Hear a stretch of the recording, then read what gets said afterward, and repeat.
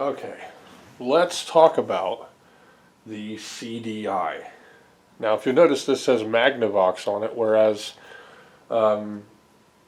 Philips CD-i is what most people will immediately think when you hear CD-i. But actually, if I'm not mistaken, CD-i is actually, much like 3DO, a format rather than a specific system.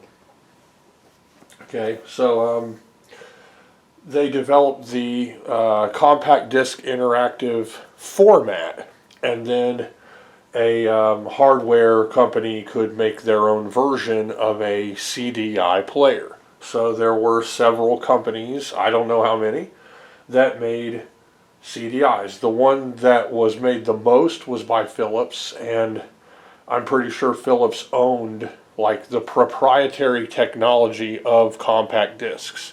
So somehow Philips helped design the compact disc, and then the evolution of the compact disc was the CD interactive disc, which was a I don't know, maybe a higher bitrate bandwidth, more data, something like that. It's compact discs can hold something like 700 or 800 megabytes roughly of data, or a certain amount of a certain bit rate of audio, or with GD-ROM proprietary disc developed by Sega for use with the Dreamcast. They expanded the data limit to something like a gigabyte, roughly a gigabyte. So the most you could really squeeze out of a compact disc was hovering somewhere around a gigabyte, and that was with proprietary technology,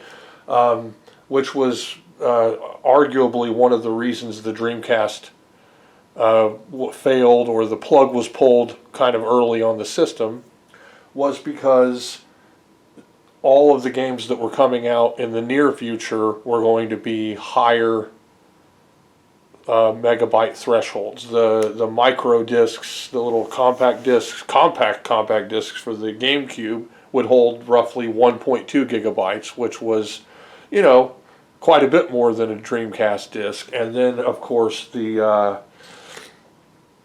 PlayStation 2, which was a lot of people's first DVD player, and we were looking at single-layer DVD games, which were roughly 4 gigabytes, and then upwards between 8 and 12 gigabyte threshold of a dual-layer DVD, which are that's gigantic. If you remember, some of the best GameCube games, Resident Evil and RE0, those were actually 2 discs. The games were like Amiga games. They were 2 discs, and the size of those discs were roughly the size of the magnetic film inside of a 3.5-inch floppy disk. If you notice, they have like a trend. Everything is the same footprint. You either have like a 5.25-inch squared circle disc shape, that's your CD, DVD, Blu-ray, also the film of the 5.25-inch floppies. You also have the 3.5-inch style kind of media, and even more eccentric mediums like the Famicom disk system were hovering around that 3.5-inch footprint for their magnetic internals, right? So the CD-i originally was meant to be a interactive medium, where suppose you could get a encyclopedia where you could go through menus and select things, or you could get a cooking program where you could shift through like a virtual Rolodex of recipes, or they had a lot of their games were poker or casino games. A lot of their games involved the more video components. So playing off of that, the FMV video craze born from Dragon's Lair and games like that. So that was meant to fail, but the CD-i was hovering in the middle of that. It was like, it was doomed. It was destined to fail really before it ever even got a chance to fly. Just because media, compression, decoding, all had advanced to the point where it was nearly dead on arrival in our country and in a lot of places in the world. So what was a CDI? Well, it could have been your first VCD player, okay? And the VCDs, video compact discs, would have 2-disc movies. Usually the movies were 2-disc. Of course, with cartoons, you could fit 1 or 2 cartoons easily on a VCD, and so, or episode-oriented kind of shows, those could easily fit. So you could fit a ton of episodes on like a stack of VCDs and have like an entire series. I had the Neon Genesis Evangelion. I gave it to my 3rd daughter, and it was the entire original series on VCDs. And now VCDs would play on computers. They could also play on many DVD players. They have somewhere DVD players kind of took a cheaper, more modern step away from VCDs. So there's kind of a cutoff point where DVD players maybe won't play VCDs, but all my DVD players will play VCDs. Many DVD player consoles will also play VCDs. So you didn't escape the medium, even though it really didn't have much of a footprint in our country. Okay, so what this video I'm going to do is we're going to show the CDI, my Magnavox CD-i. We're going to show some games on it. We're going to show some VCDs on it. And what the purpose of this is to show the scaler, my RetroScaler2X, and whether it will improve the visibly gradient aspects of a VCD, the detractor from the VCD, which made the DVD so much better. Because DVDs had arguably worse sound than a VCD. I don't know if that's true, but I've read it somewhere, heard it somewhere, that VCDs actually, because they were straight out of audio media, actually had superior audio quality than DVDs, but of course inferior video quality because they were using something like a MPEG-2 level video decoder, which was low resolution, fragmented video with visible degradation. So when these things first came out, anything solid black with some gradient shading would appear blocky and splotchy. You could see resolution.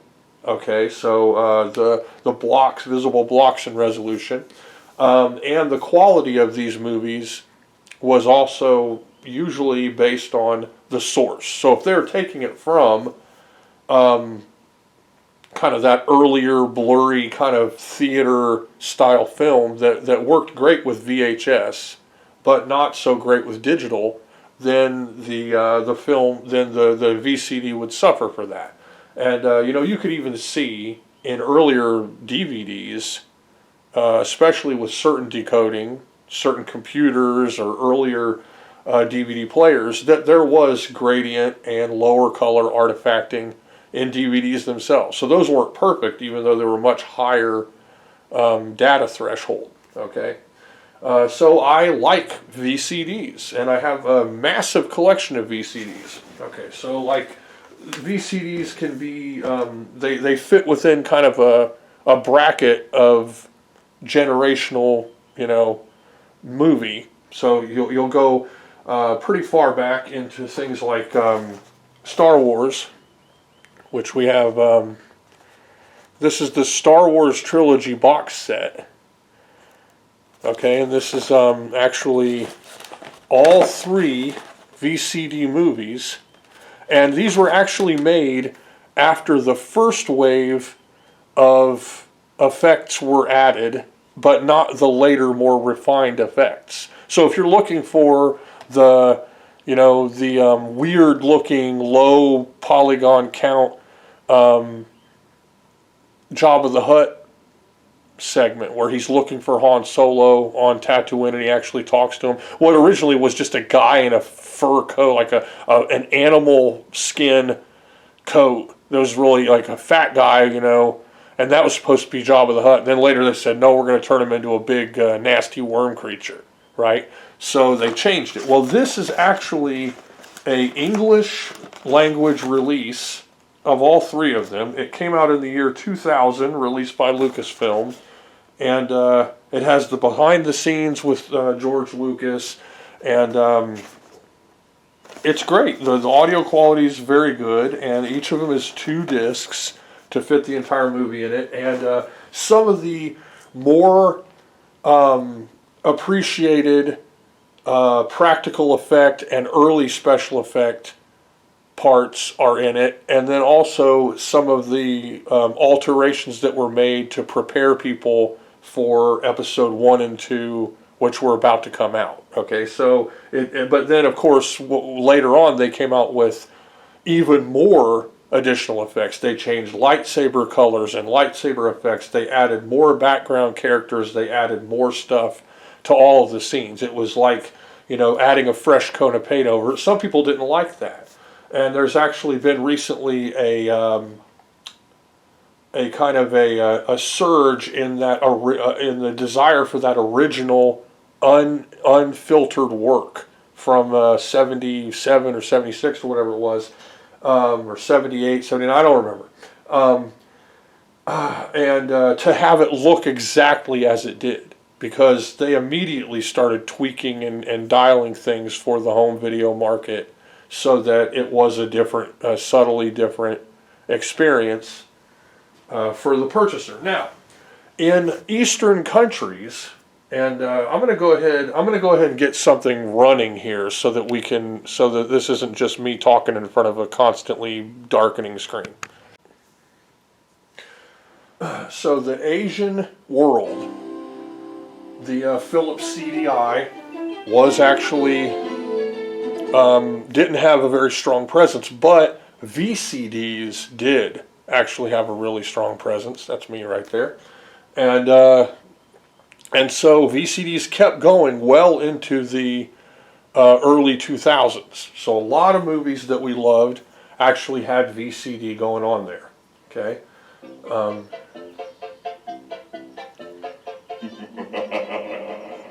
Nice of the princess to invite us over for a picnic, eh, Luigi? I hope she made lots of spaghetti. Luigi, look! It's from Bowser. Dear pesky plumbers, the Koopalings and I have taken over the Mushroom Kingdom. The princess is now a permanent guest at one of my 7 Koopa hotels. I dare you to find her if you can. We gotta find the princess. And you gotta help us. If you need instructions on how to get through the hotels, check out the enclosed instruction book. Wow. Isn't that just shameful? Okay, now, what was the big problem with this game, really? Well, the big problem with a lot of the Philips CD-i games originally was that they had this animation group make the cutscenes that was like this kind of hippie, sloppy, weird looking, like constantly fluctuating. It probably would have worked fine, honestly, as an animated feature in itself, but did not work well with intermittent video game graphics or with whatever video segmentations were also part of the game. So, you know, if I work this with, you know, Super Mario graphics or something, then it's just going to look wrong when it's mixed together. So it's not really to detract from the overall look of that animation itself, because it's fine. But when you mix it with a video game, then it's really like, I don't know, it's water and oil. Really, it is. They just don't mix.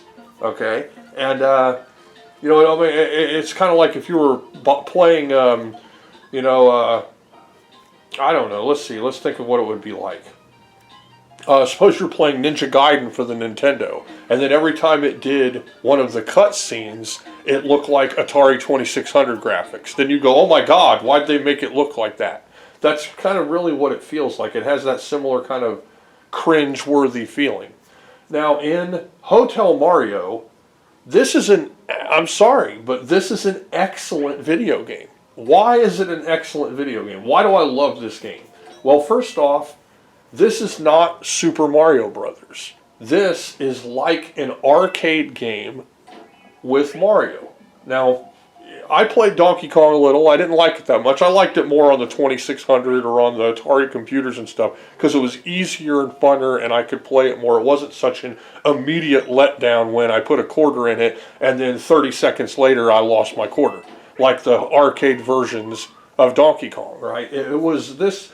This is actually an arcade-style Mario game with better graphics. It is fun to play. It's easy to pick up. And it has a lot of levels. It has different musical scores. It has the super cheesy cartoon video segments that are based on the 80s animated series that was horrible. It was just so terrible. It's ruinous, terrible crap. But this game is excellent. This game right here is actually super, super fun. And it is a CDI exclusive. Okay, back on the point at hand. In the Asian world and in other parts of the world, DVDs were expensive and new, and they had a little bit longer buffer there before they were flooding the market, and so VCDs had a much stronger presence.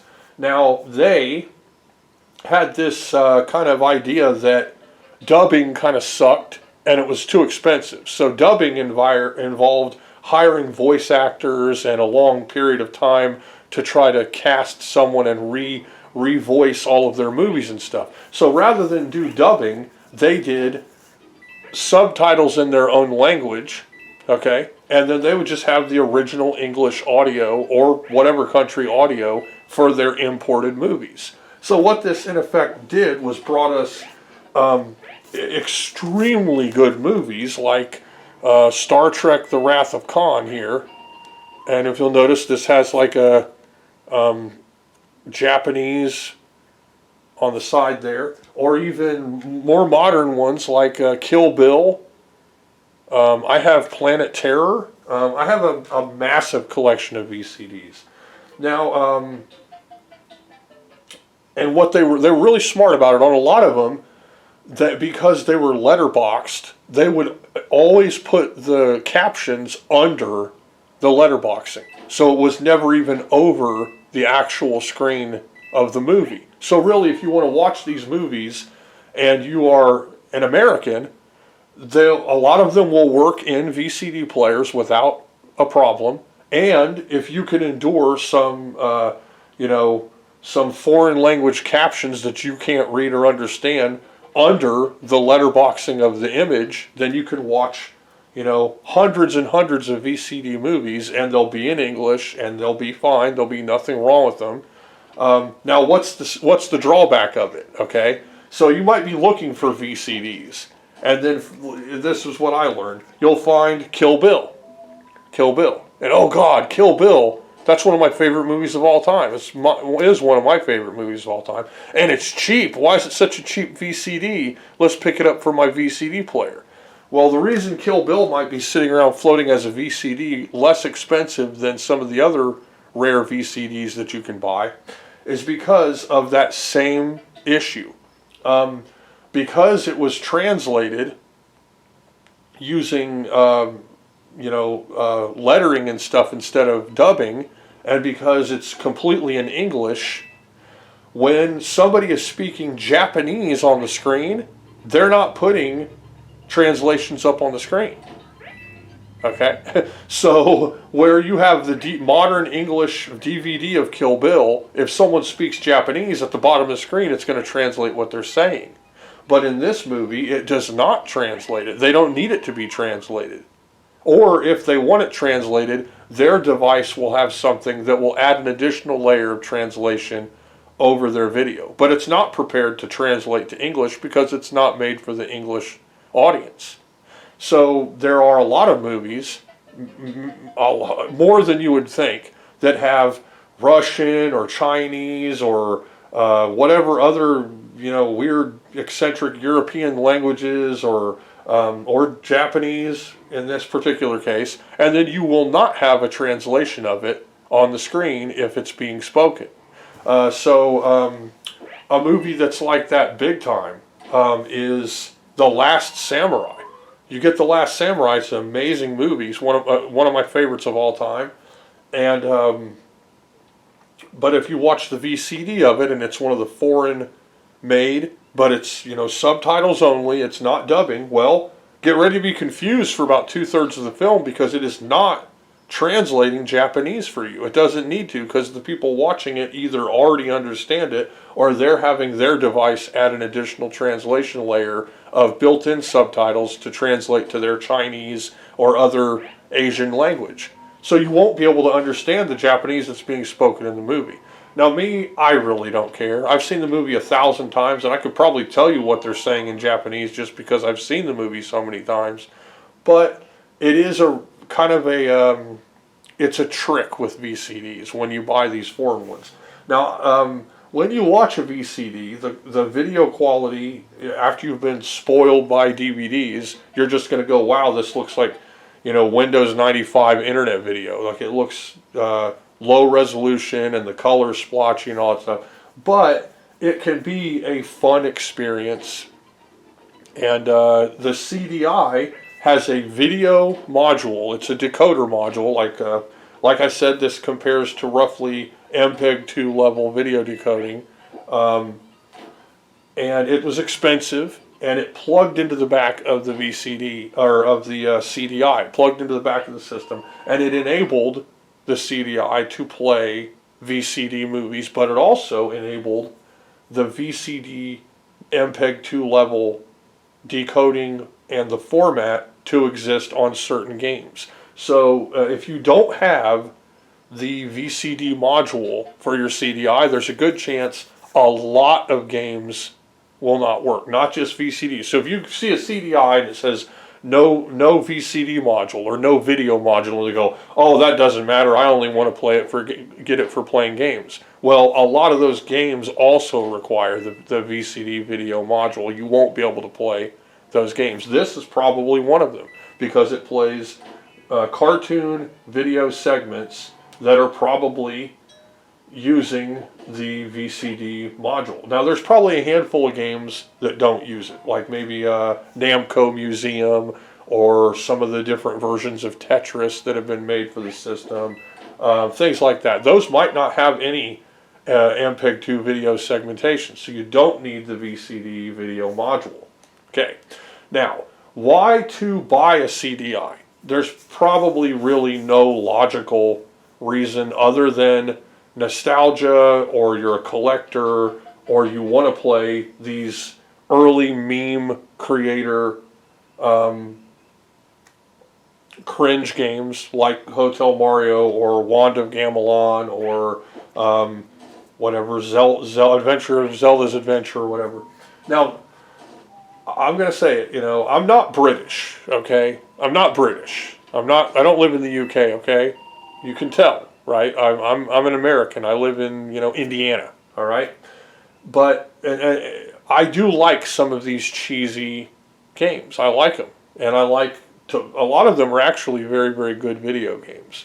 Now, what I've noticed is British people, they will just I don't know if they're just mentally retarded on the subject or what, but they love games that suck, and so you'll hear a lot of them go, "Oh, well, I played this on the ZX Spectrum," and they'll show some cassette tape game that just looks like crap and plays like crap. The sound effects sound like somebody's doing something nasty in the next room,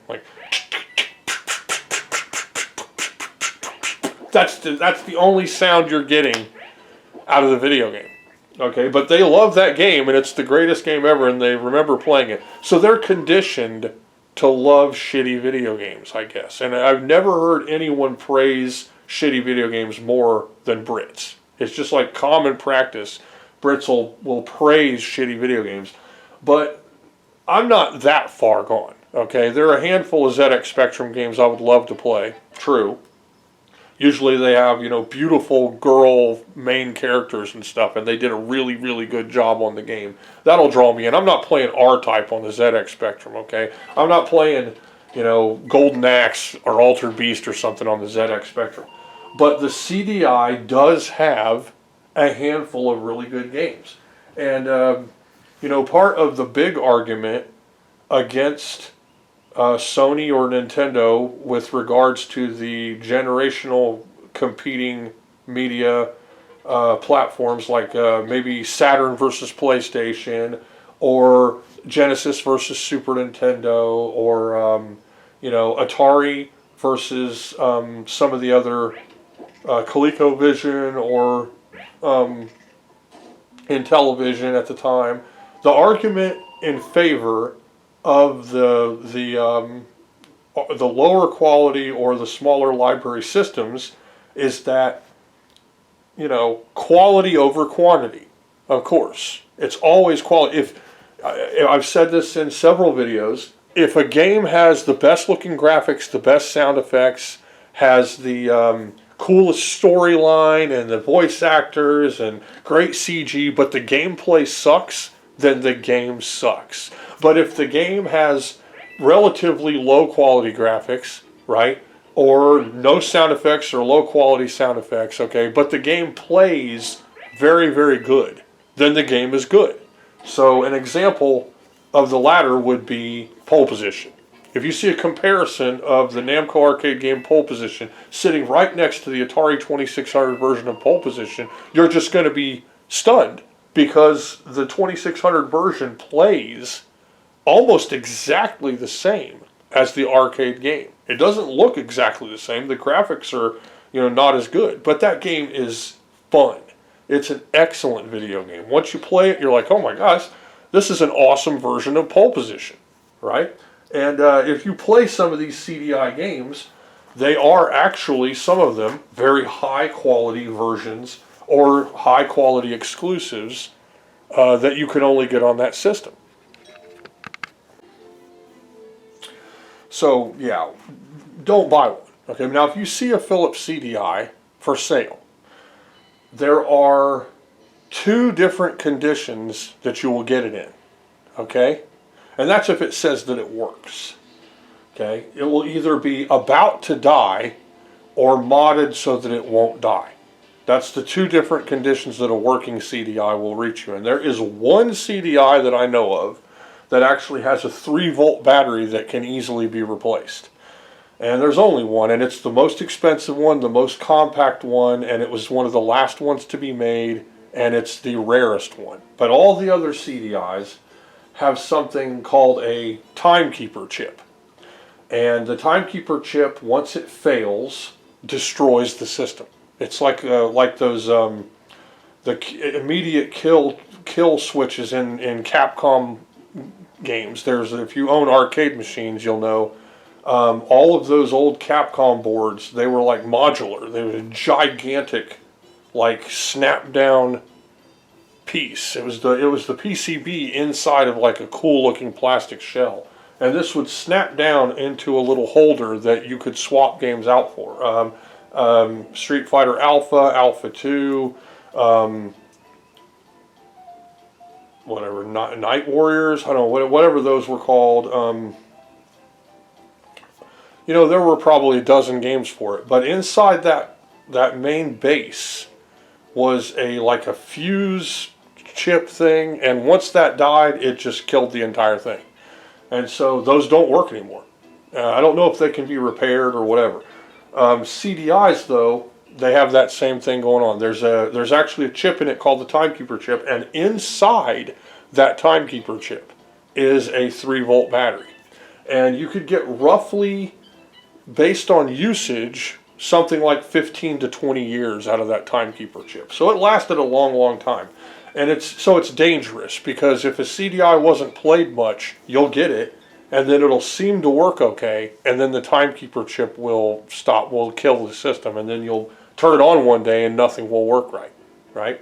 So if it says timekeeper modded or brand new timekeeper chip, that's good. If it says it works but doesn't say anything about the timekeeper chip, you want to ask questions. Does this thing have a modded timekeeper?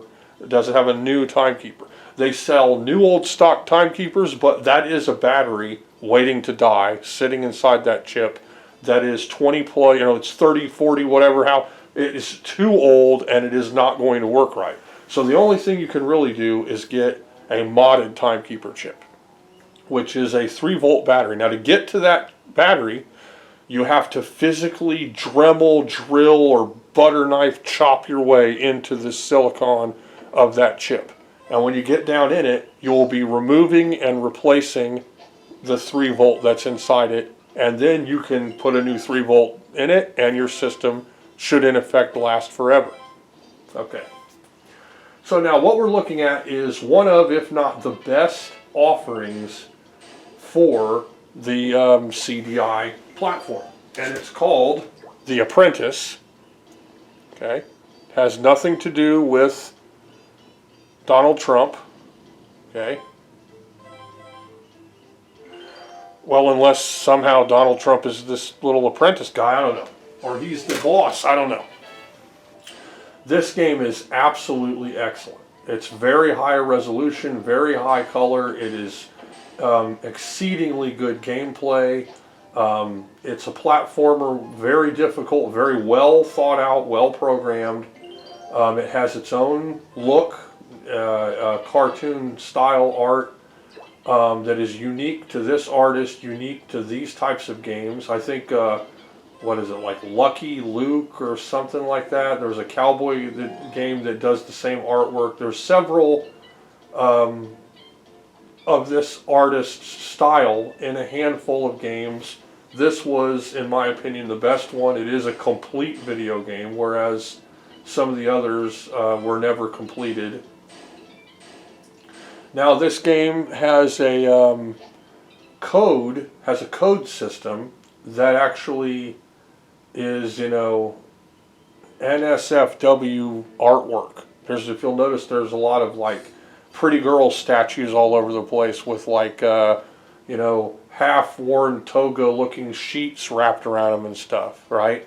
And if you put in certain codes, then those little covering parts will vanish. And that was something that kind of put it in a negative light when it was uncovered, because, this is supposed to be like a little kid-friendly, kind of family-friendly video game with just a touch of, fairy, pretty girl art in it here and there. But it becomes, there you go, these guys right here.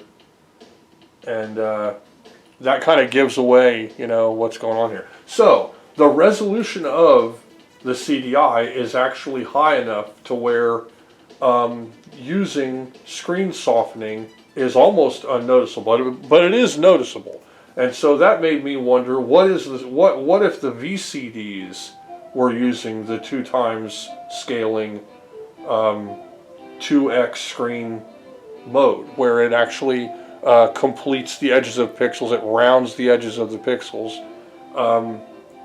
What would that make the movies, the VCD movies, look like?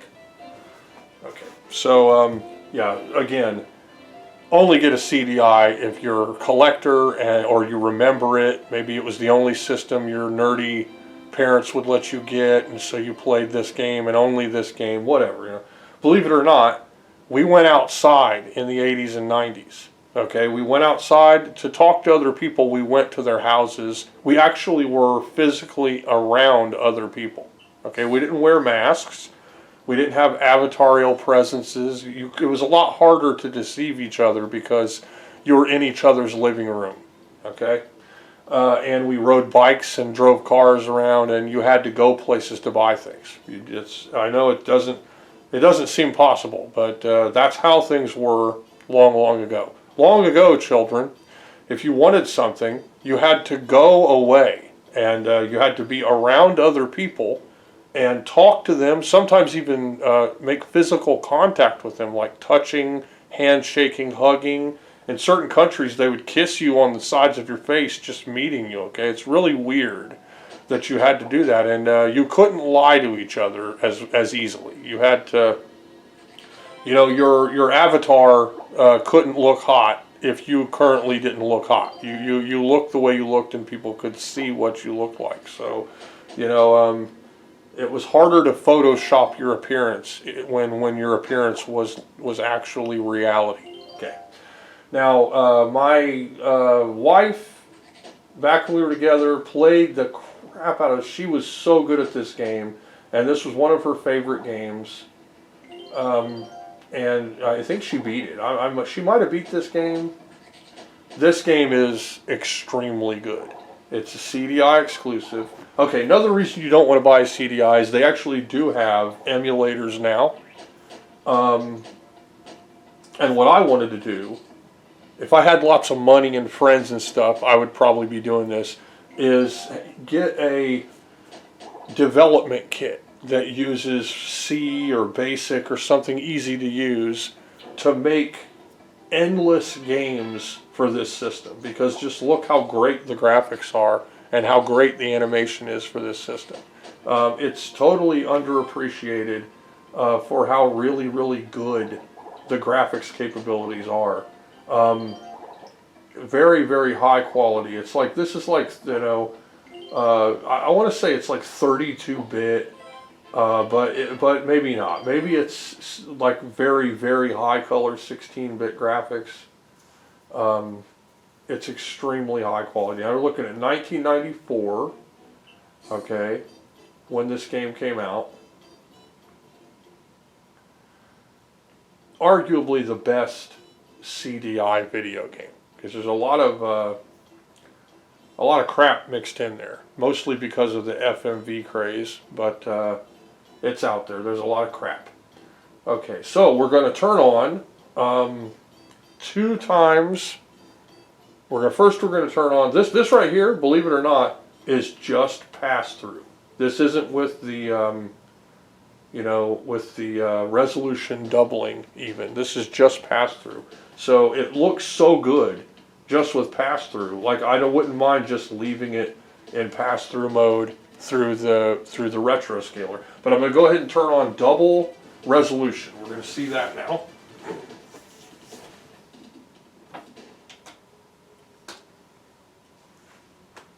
Okay. And now it looks arguably worse, because where the pass-through had kind of like a, you know, softening just from it being a higher resolution, now every single pixel is clearly defined. And so where that kind of inherent softening was present, now we have no softening, and we can clearly see every pixel on the screen. It's much more digital. It doesn't look as good.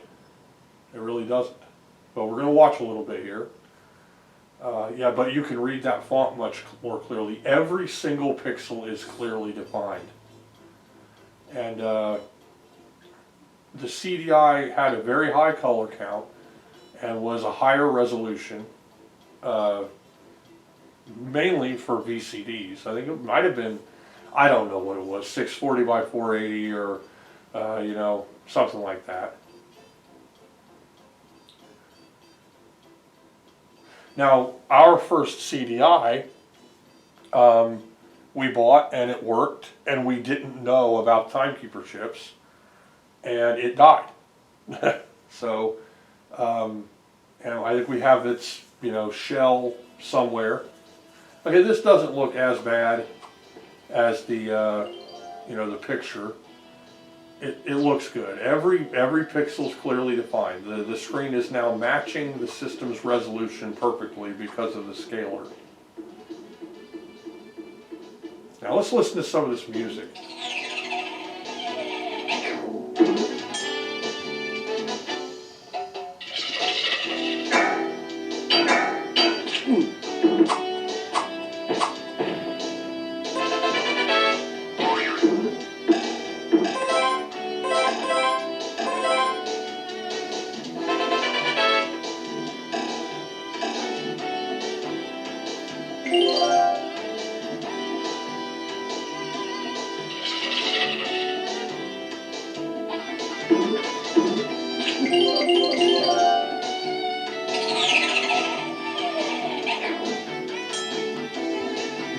extremely crisp, clean, vibrant sound effects. Excellent background music.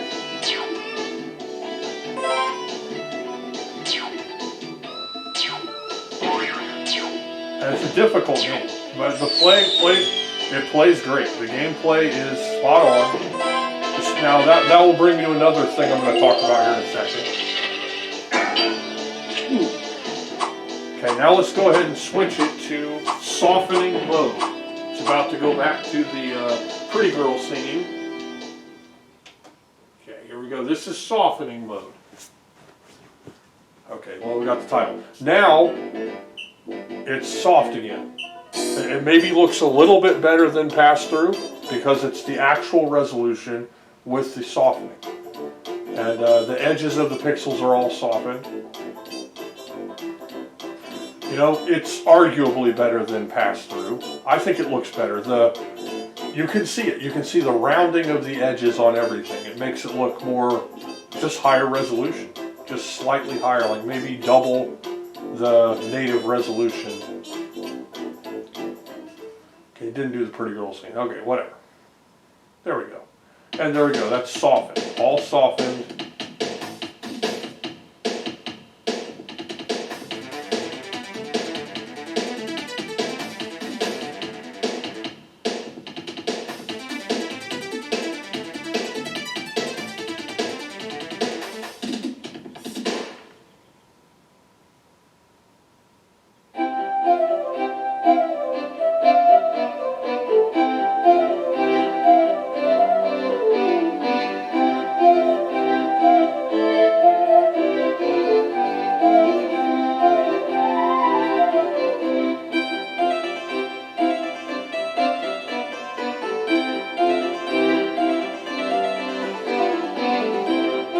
Lucky Luke, I think that's what the game was called. There was another, was a cowboy with this same artist's work called Lucky Luke. And I don't know if it was finished. There was one that wasn't finished.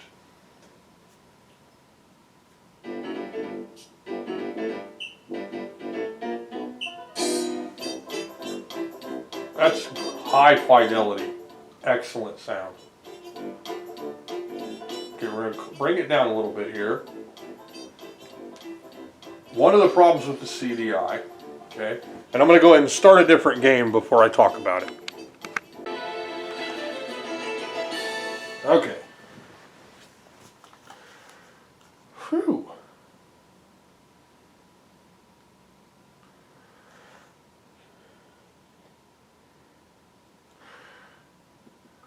Okay, we have a language selection.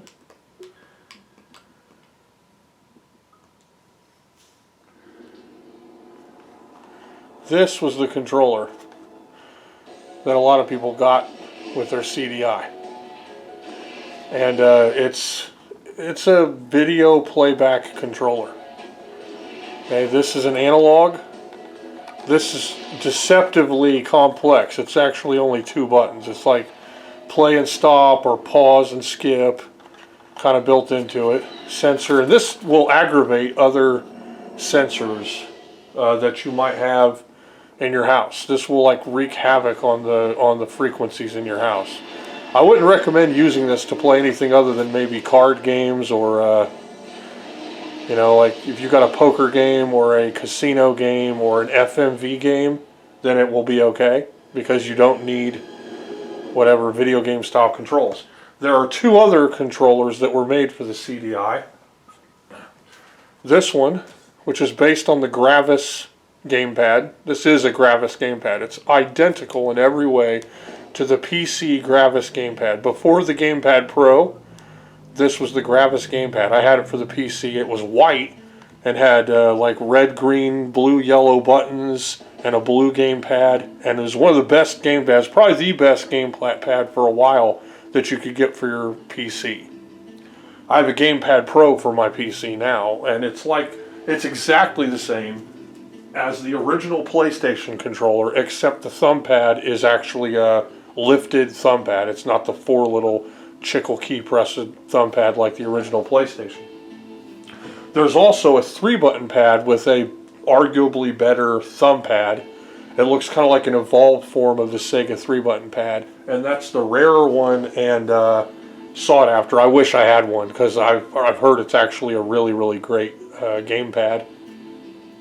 Okay, now this is flashback. They did different CG for this to make it stand out when compared to the, floppy disk versions of the game, which had, really good but dated stuff. Now this, I hate to say it, people might argue or whatever, but this is an excellent version of flashback. It's totally playable. It's exactly the same. It looks really, really good. It has very high quality sound effects, ambient noise. There's only brief intermittent musical segments, like usually when you find something or begin a FMV sequence, there will be a musical acknowledgement, but there's no in-game music. Now, the guy spinning there, that's not how the original flashback looked. That's a product of the newer edit, where the CG are higher quality, more cinematic CG. The original CG, which you can see on Sega Genesis, Super Nintendo, Amiga, PC, it's all kind of like early polygonal shaded graphics. Of course, it was jaw-dropping at the time because it looked like a cartoon style, like video CG movie was happening in your video game, and then it had the rotoscoped gameplay. This has become a kind of underappreciated video game because it really is an excellent video game. It's very difficult though. I mean, it has deceptively non-intuitive gameplay. Like when you first start playing it, you're like, oh wow, okay, I move, I reach up and jump and stuff, but then you start kind of fumbling around with the controls to figure out how to get things to work, and it becomes kind of complex and hard to adapt. Like you will find yourself getting shot a lot there. He can do a pistol whip, right? If you're really close, he can roll. He can do long jumps and short jumps. And the game will kind of trick you. You'll think you're getting ready to do the right thing, and then you'll end up falling to your death, or pistol whipping someone when you mean to shoot them, or getting shocked to death by a little robot or something. There's a pistol whip. It has extremely high quality sound effects, and the graphics are pretty much the best that this game gets. And people can compare it. I've seen it compared and stuff, and people are going to tell you, oh, well, just play this or that or the other. But again, maybe you were the kid that for whatever reason this was your game system. Well, at least you could have a pretty solid version of Flashback to play, and it's really, really good. Okay, so controllers were hard to get. They were very expensive. You don't want to use this to try to play Flashback, even though you could play video games with this controller. Now, it would probably been better if you could turn it sideways like this and maybe use these as action buttons or something, but they weren't thinking. They wanted you to play your video game one-handed like a video remote.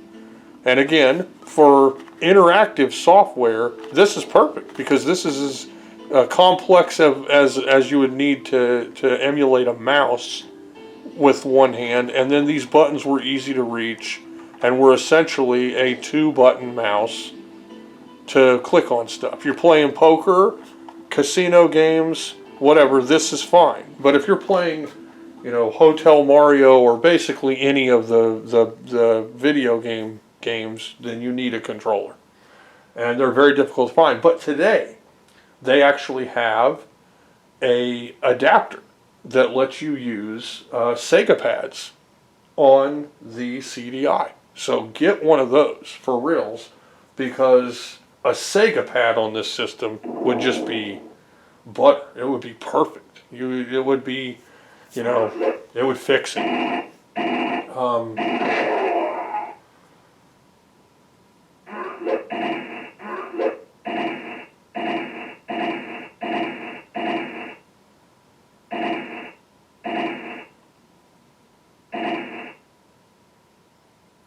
Okay, so this is a couple games. We're going to run through a few more games just for fun, just to show maybe things you didn't know were on the system. One game that definitely would work well with this controller is Lemmings, because Lemmings was a mouse game. So anything that was primarily a mouse game and would benefit from mouse-like controls over a thumb pad is going to work okay. Golf, no. Flashback, definitely not. But Lemmings, probably. Yeah, you could probably go ahead and play Lemmings with this system. I don't know, maybe I'll try. Maybe I've never done it before, but maybe I'll try to use this controller while the other controller's plugged in. Now, honestly, it might cause my house to explode, or it might cause drones to fall out of the sky or something. This thing wreaks havoc on signals. It really, truly does. I don't know why, but this is like some kind of... I don't know if they like broke the law when they made this thing, but I don't think it's FCC compliant. It's like a prankster signal zapper kind of controller. I don't even have batteries in it right now either because I don't use this because it does weird stuff. But I'm going to try it out. We'll try Lemmings with the standard CDI controller. Okay, got some batteries in here.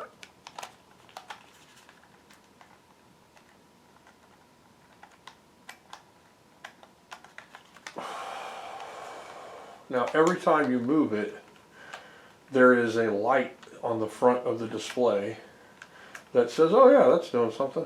So get ready to see this annoying light go, oh, you did something. Every single time you do anything on this remote, it lights up the front of the display.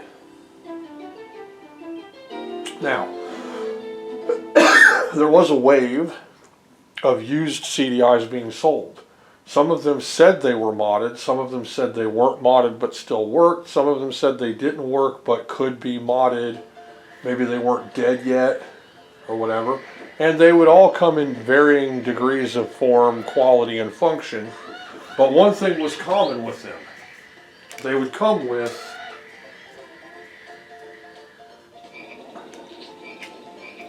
these.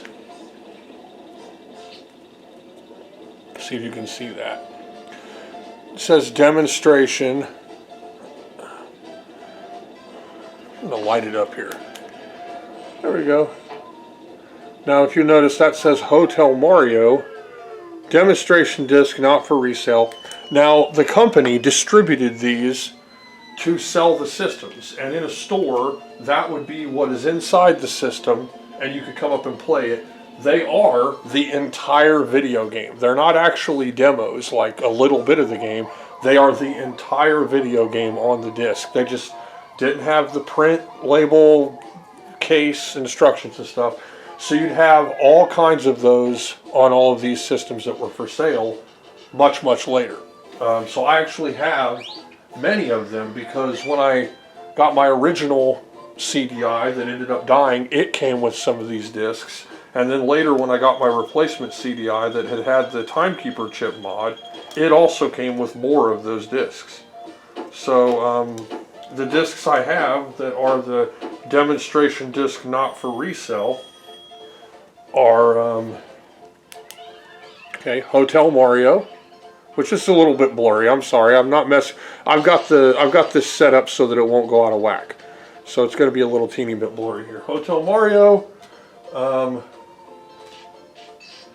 We have arguably the best one of this stack, not counting Mario, Zelda's Adventure. Very good game if you can tolerate really cheesy voice acting. We have The Wand of Gamelon. This is one of the side-scrolling Zelda games, officially licensed by Nintendo, and The Faces of Evil. Okay.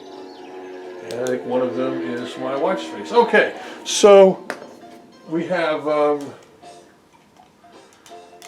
those that came out for your aftermarket CDI eBay sales. Okay, let's see if we can do this. I'm attempting to play. There we go. Okay, here we go. I got a little Lemmings. Oh man, I hope that's a hand. I think it's a hand. Maybe it's a hand. Okay, We're going to go to play. Out sleeping. Now I played Lemmings, on computers like most people. I have it on disc somewhere. And press button 1 to continue. It's a fun game. Lemmings is great. Okay, so let's see. I gotta go. I've got the. What is this?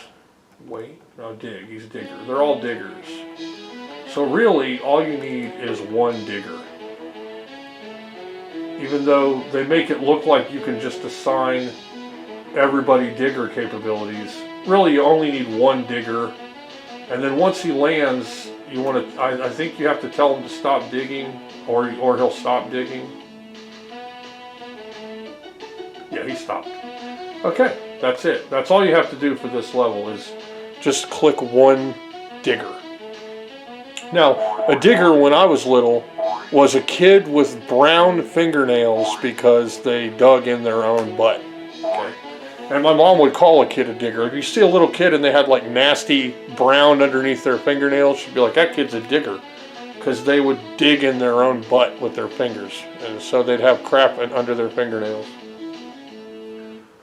Just some fun trivia past for you if you grew up in the late 70s, early 80s.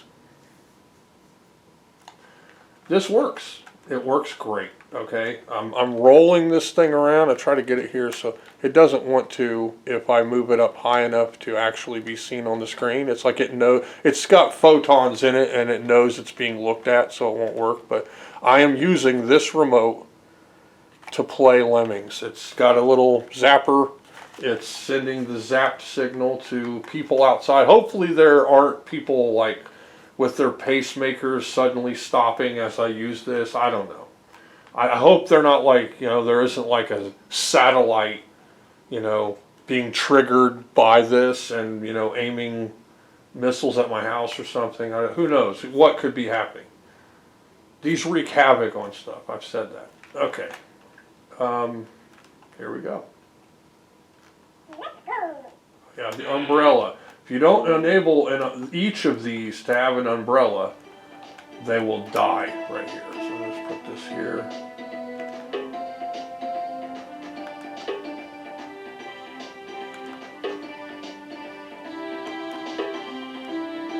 Floater. Now a floater is a turd that floats in the toilet. Maybe because of liver problems or a high-fat diet. Okay, that's what a floater is. But in this case, a floater is a lemming that uses an umbrella so that it doesn't splatter on the ground and die.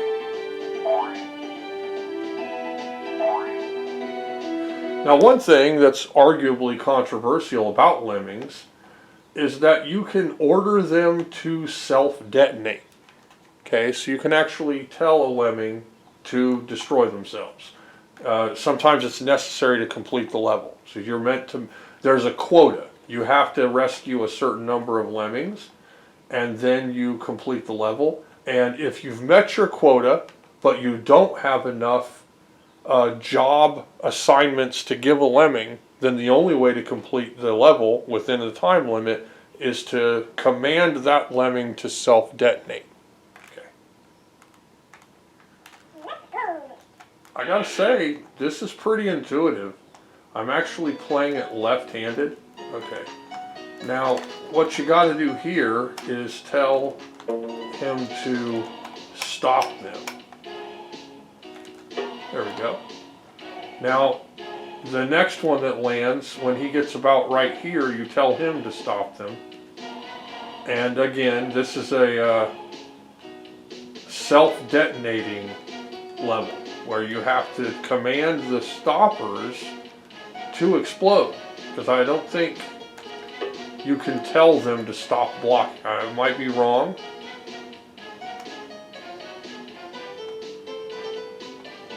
Now if I want it to go by faster, okay.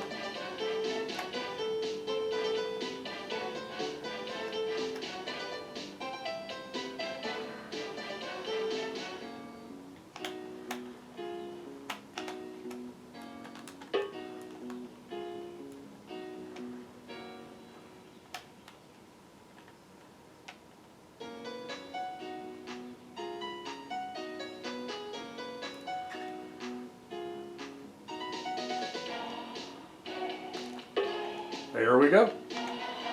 Now I just wait. I wait till all of my lemmings are in the little exit. So, great music, great sound effects. What's wrong with it? Well, I've seen slightly larger interpretations of these graphics. So these are pretty small looking lemmings. I don't know if this is an exact PC port and maybe I saw larger ones at one point in time or something, but the lemmings seem kind of small to me, but maybe that's just how they've always been. There were sequels to the game. Maybe I'm thinking of Lemmings 2. This is a great game for kids. It's a great game for thinking, puzzle, arguably non-violent, of course, except for the self-detonation part. That's what the nuclear bomb cloud is right there. Is the go ahead and that's the blow yourself up button. Now it's starting to kind of get funky. I think it wants me to point the remote directly at the CDI, and the batteries that I took them out of a mouse somewhere could be half dead or more. So when you have kids that love to play the Wii, you don't have battery chargers and stuff, oh my god, we go through AA like crazy. They'll go down there and play the Wii, then they'll pause it and go to do something else, and the batteries in the remote just die. They don't care. They don't understand to turn the system off so that the Wiimote doesn't drink its batteries dry. They just, oh, I've just decided to go and do something else suddenly and leave the system on and the TV on and everything running.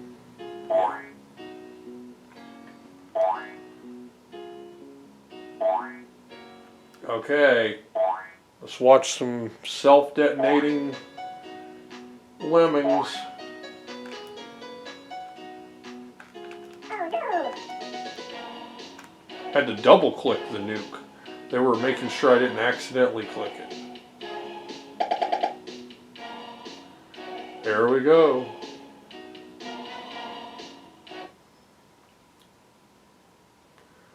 I rescued 90%. My little requirement was 10. What a fine display of lemming control. Take a bow, then carry on with the game. I'm going to take a bow, and then I'm going to quit playing this game, okay? So I'll be right back with a different game.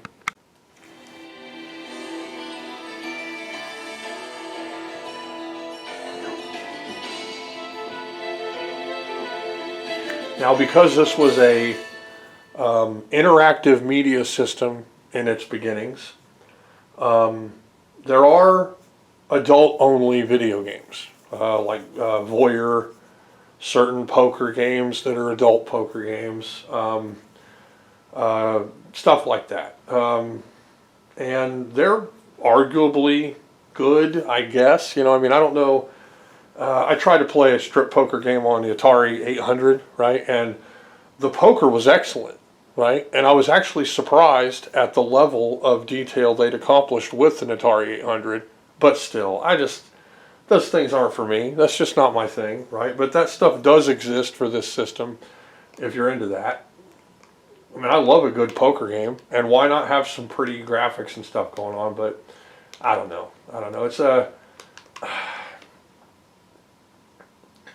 I don't know. I used to think it was cute or cool, you know. But now I just think I am, you know, using whatever. I'm using electricity for something that I could just be sitting next to a window with a handful of cards and play. Okay, and I'm not saying, you know, whatever, strip poker. Although if I had a pretty girl that, you know, was, you know, near my age or whatever and wanted to do that stuff, and it was all fun and everything.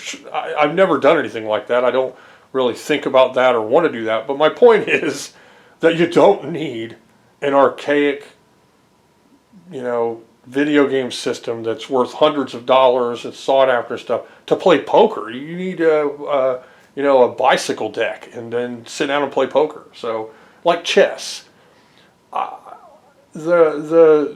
the AT games, AT games or AT games. I think it was called AT games because they had 80 games or something, but it's actually, I've heard it called AT games, and that's the name that stuck. The AT games Sega modules, the little Dollar General ones, you had messed up sound, but they'd come with a ton of free games. They had a chess game, and I played the game and I beat it, and it was really fun. But in all honesty, you know, unless it's doing something more than your bog standard chessboard, you're wasting your time. Just get a chessboard. Just play real chess. Find somebody to play chess with. So I get it. Maybe you don't have any friends, or you know, you're all alone, or you know, working in an office, or watching. You know, maybe you're a security guard where nothing ever happens. Whatever. Then sure, a video chess or poker or slot machine game, that's great. You know, but you know, it's just weird to me to play checkers on, you know, some advanced microprocessor video game device. It's weird. Now, battle chess, that's the exception to the rule. Battle chess has animated interactions. You can switch it to top-down view, normal pieces. It has really cute and cool, campy, like it calls back to fun movies like The Holy Grail or whatever. You know, there's reasons. If it's got some cool animation going on, sure. What you'll find often is that they are either impossibly difficult, even though they are graphical representations, they're kind of confusing. Like, it's just easier to look at a real chessboard and tell the pieces apart and play. But yeah, I don't play, you know, adult poker or casino or voyeur video games and stuff like that. Now, okay, what's an exception to that? Leisure Suit Larry. I think those are fun games because they're funny. Like, the guy's a complete loser. Like, Leisure Suit Larry Magnum Cum Laude legit has a fart button on the controller where you press it and he farts on command all the time. When I first got that game, I was running around just farting constantly just for fun. I was hitting this fart button just because he's farting constantly just for fun. That was a fun game. So yeah, there's an exception to the rule. And I'm not saying that I'm, you know, against, you know, more racy kind of adult content. Like, I love, what are they, the Hot Shots? Or whatever they're called, the golf games and tennis and volleyball for the Xbox. I think they had it for the PS2, where it had all of the cool characters and you know, everyone was comedic and funny. You know, it was almost like what they play, what kind of video games they would play in a Grand Theft Auto world or something. And it had like Dave Attell as the comedy. You know, if it's high quality and it's not disgusting, but it's still adult and it's funny, then I like it. But, you know, a lot of this stuff is really dated. You ever think really big with your mind, you know, when you're looking at this stuff? When I look at a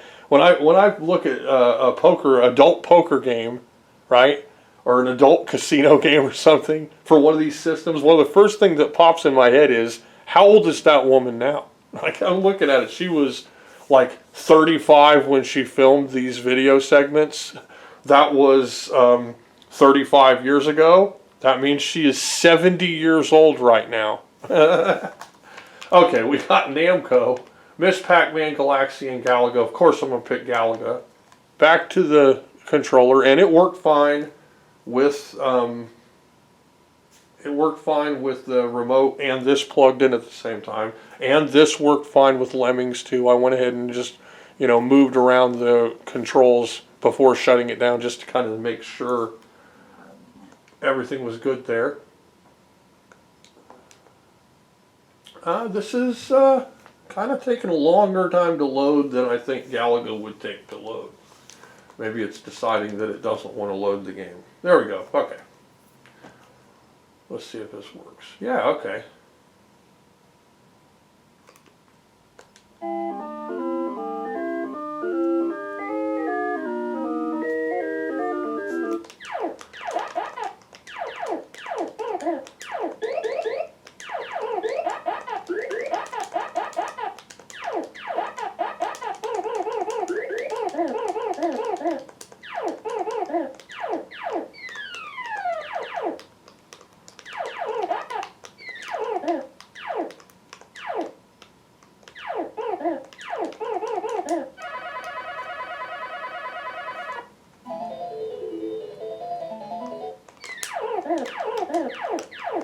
Crap! I didn't even see him there. He was kamikaze on me there. Okay.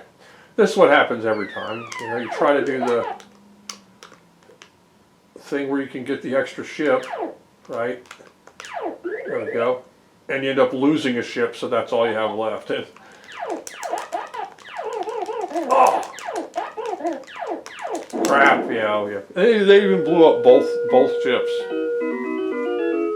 Now, sound effects kind of seem a little muffled, and it reminds me of the actual arcade machines where, you know, there was like a half-inch thick layer of like particle board in between the speakers, and you had this kind of like boxy muffled sound for all the sound effects. I actually have an arcade machine downstairs that does this, so I can totally tell, you know, this is, and they did this with their programming, so somebody was like, no, let's make it sound like this. It could have been sharper, probably cleaner.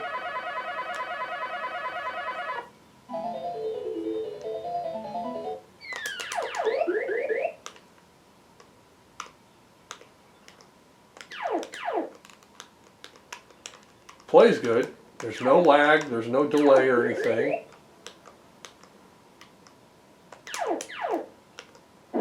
Oh, see now, that guy did that like 3 times in a row. Give me a broke ass break, man, seriously. Okay, so this works great. Oh, you can pause it. The second button pauses the game. How about that?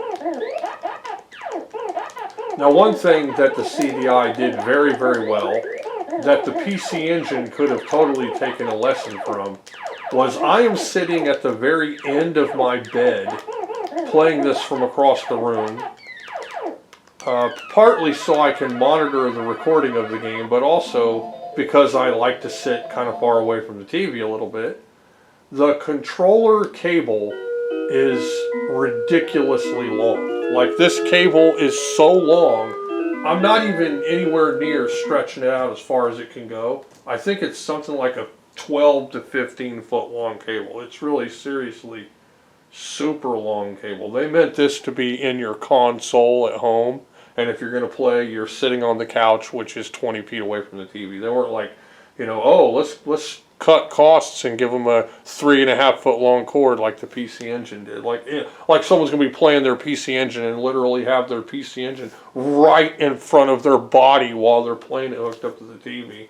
You're either going to have 15 foot long RCA cables with 3 cables stretching across your floor to trip every animal, old lady, and brother on his face and break your system, or you're going to have to sit right in front of the TV. Anyway. Now, I don't know, I'd like to exit, but I don't think I can exit the game, which would be very useful. Maybe this will do something. Let's see, pause, TV CD-i, stop. No. Let's see here. There's also a volume on this thing, which I don't know if that actually does anything. There's a volume in the settings. I thought there was a way to exit this game, though. I'm not sure.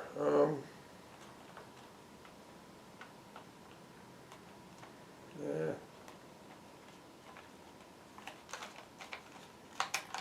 I'll go ahead and play it with it. I'm playing it with the remote.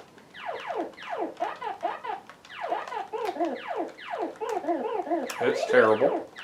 I don't know, it kind of feels like it interrupts itself. I think it feels like it's kind of interrupting the movement when I hit the button. Like it can only do one or the other. Yeah. I don't recommend that. So next up we'll see, actually, you know what?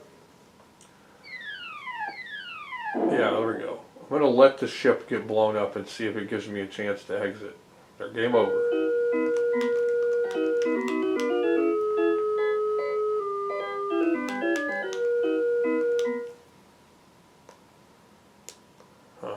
Nope. Oh, yes, okay, that did it. It's this button, which is actually a combination of the 2 buttons to trick you into thinking there's 3 different buttons. There is a way. Yeah, Ms. Pac-Man, let's try that.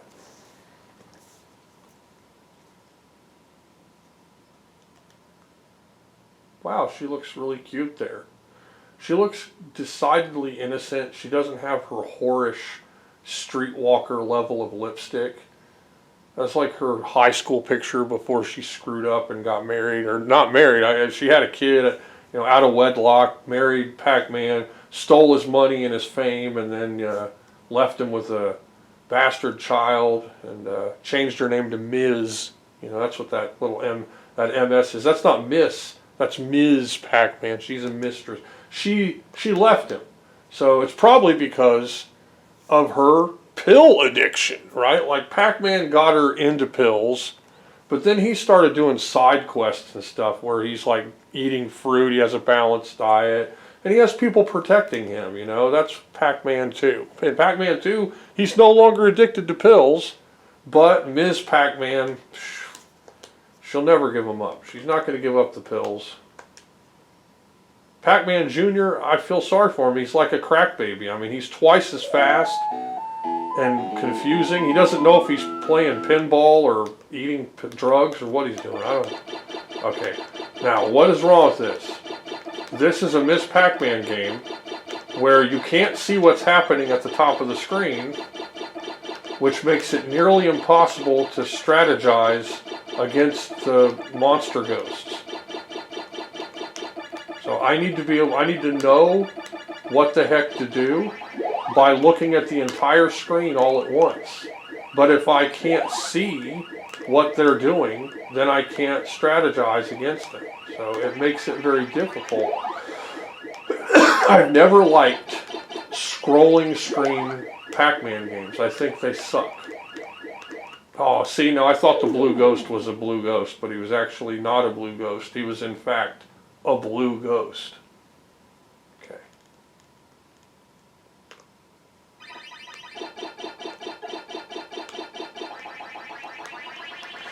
Now it starts you out slow so that when you get further in the game, it can actually crank up the speed.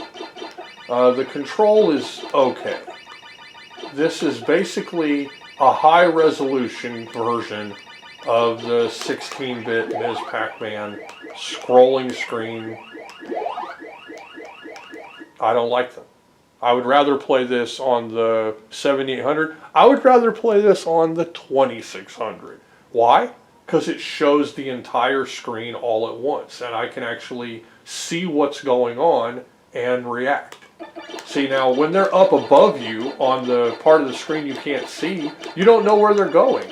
And so you have to be able to plan out everything in this game. And I don't think it's smart to make a scrolling Miss Pac-Man. I get it. They're trying to maintain some type of aspect ratio, but it would be better if the mazes were sideways. Crap. And and it kept the full view. Let's see if I can leave this. No, that just paused it. No, I bet I can after I actually lose the game.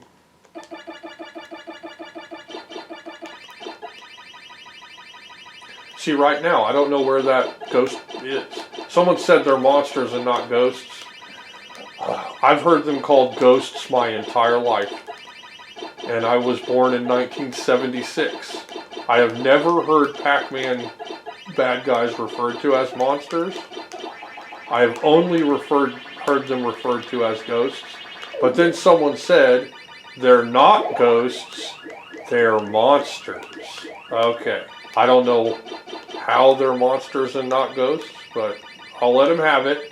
Now forever, until the day I die, I have to add a hyphen / and say Pac-Man Ghost Monsters.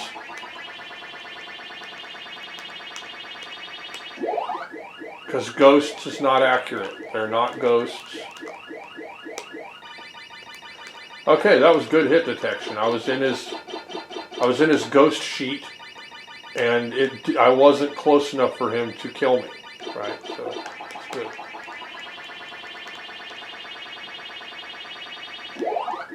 Okay. It plays okay. It looks okay. It has the cut scenes. Okay, this is when they first met, Miss Pac-Man shouldn't have lipstick on right now, because based on the beginning screen, she wasn't wearing lipstick when they first met. So that was inaccurate. You know, that's a strike against them. Oh, well, maybe when they met, she was trying out makeup for the first time. That's probably what it most likely was. You know, when Bill Murray's brother iconically said in Wayne's World, after calling them two chimps in Davenport on a couch in a basement or whatever he said about him, and then said in the Noah's Arcade that the difference between Pac-Man and Miss Pac-Man was that Miss Pac-Man had a bow. Wow. That could not be a grosser misrepresentation of the differences. First off, they are absolutely, completely different video games in every way, shape, and form. Miss Pac-Man is less like Pac-Man than a zebra is like a horse. Okay, like it is obviously a completely different video game. How could anyone think that this game is the same as Pac-Man? I don't get it. But that's the world we live in. People can't see it for the day. Now, in all honesty, that's comical, and it's meant to be funny. But there are some great differences. First off, big differences. Sound effects are different, arguably better. The enemy AI is different, arguably harder.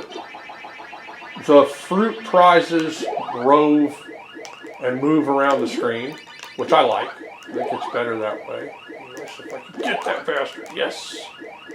And the levels are slightly different. So yes, it is a different game. Yeah. And yes, she has a bow, lipstick, and a Marilyn Monroe beauty mark. Maybe the Marilyn Monroe beauty mark is hinting at something.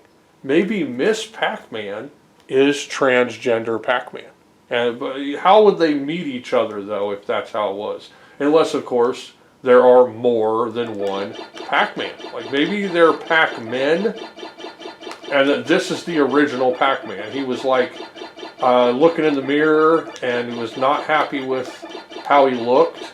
And he was like, I'm going to be like Marilyn Monroe, and I'm just going to change my gender. And I'll never be able to lose my gigantic man hands or my hairy arms like Marilyn Monroe, who was said to, by her best friends, have an intimate knowledge of what it takes to be a man from the ground up, which can only mean one thing to me. Marilyn Monroe was a man. You don't want to hear that. I know you don't believe it. Nude photos, whatever. None of that matters to me in the slightest bit, okay? But maybe there's a conspiracy here that Ms. Pac-Man is actually Pac-Man. She's just Pac-Man, and maybe Bill Murray's brother is right, and it's just Pac-Man with a bow. That's all. That's all it is. Like literally, that's all it is. Pac-Man is dressed up like a girl, maybe to appeal to you, to make more money. I don't know. I do know one thing though. She has a drug problem. Seriously, she needs to lay off the pills. I mean, it's going to affect her in later life. It probably even affects her now. Like, she can't stop eating them. Seriously. And with a kid, like at this time, she probably was pregnant. So she's eating all these drugs with a bun in the oven, divorcing her husband.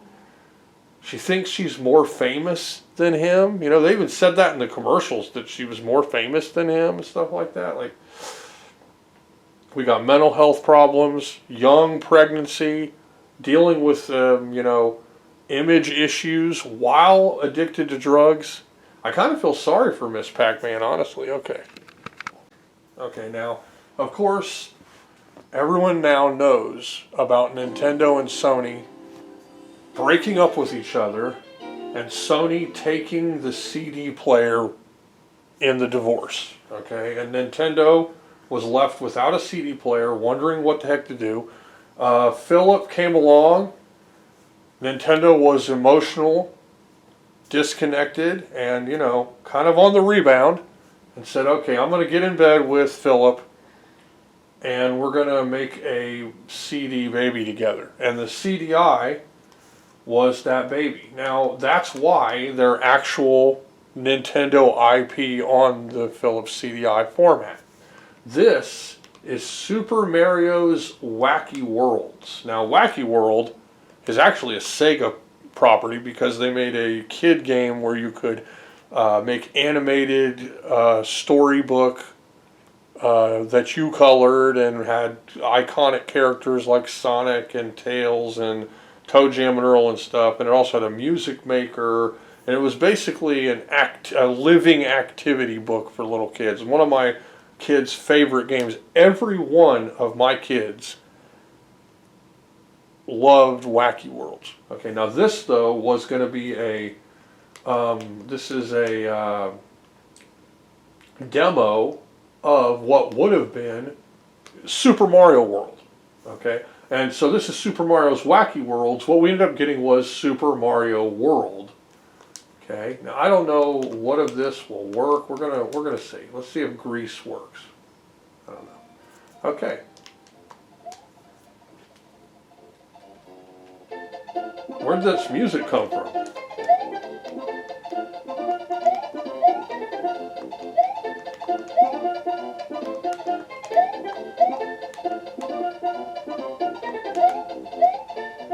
Of course, we don't have the death animations. We do have jumping and running. And one thing they did that was kind of cool was they made it so you could use either of these buttons for jump. See? So now this one's run.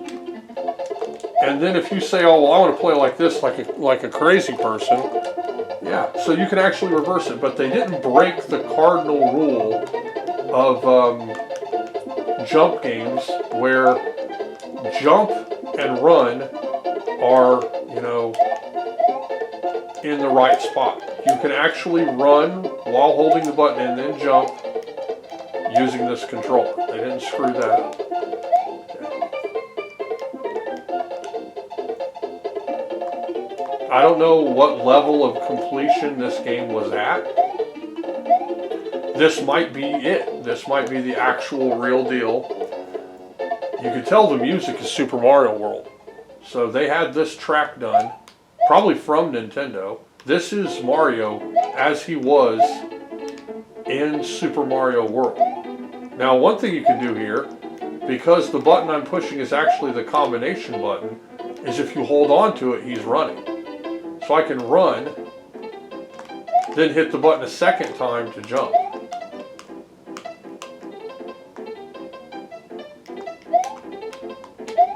I can't die. I just realized I can't die. Okay. All this time I've been avoiding them for nothing. Like women. Okay, here we go.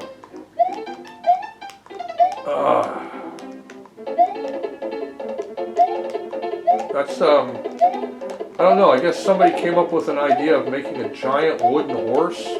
Maybe that you could hide inside to sneak in someplace. I don't know where they got this idea. Nintendo's very creative. They probably made it up on their own. Like, hey, we want to sneak into this place, but they're wise to us. I got an idea. They worship horses, so let's make a giant horse and then hide Mario inside the horse. God, this can't be this hard. There we go. Then he'll go inside the horse's body and hide in its wooden innards. Okay, I can't do anything here. So that would have been where he went inside the horse. Maybe there's a boss fight in the horse's scrotum. I don't know. Let's see. Okay, so that was that. Music's great. I don't know where they got the music from though. I don't think you can leave. I want to leave.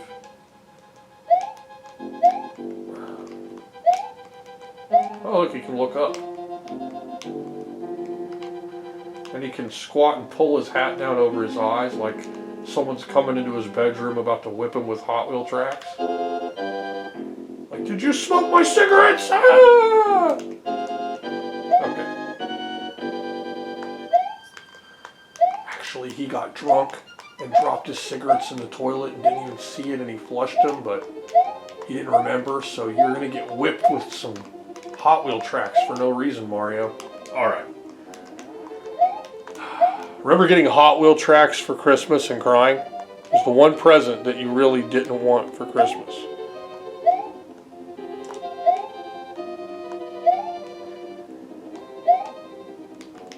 Music's awesome. I really wish there was a way to somehow escape this so I could go without, you know, stop isn't doing any, pause, no, CDI, no, none of the buttons, no, exit, no. No. Okay, so I guess I have to restart the whole thing to do this. So let's do that.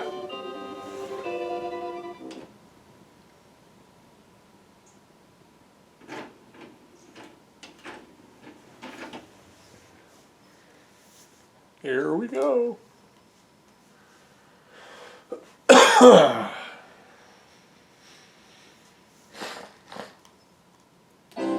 So yeah, just an update on my personal life. I am still programming games, but for about the past week to week and a half, I have been suffocating constantly all the time. And I don't know why. I am an asthmatic. I was born 3 months premature. They said that I fit lengthwise in Grandpa Caraway's hand. I was incubated for months, had to have surgery that scarred across my entire body from an ascended testicle. I was not cooked all the way, but was taken out of the oven early, and I am a hard tack. Okay? Now, I suffocate whenever I'm around anything small enough to float in the air and go into my lungs. I don't have the proper lung filtering mechanisms that everyone else has. So basically, if it's tiny and floats in the air and I can breathe it in, then it makes me suffocate. And so I've dealt with that my entire life. Recently, it's gotten really, really bad.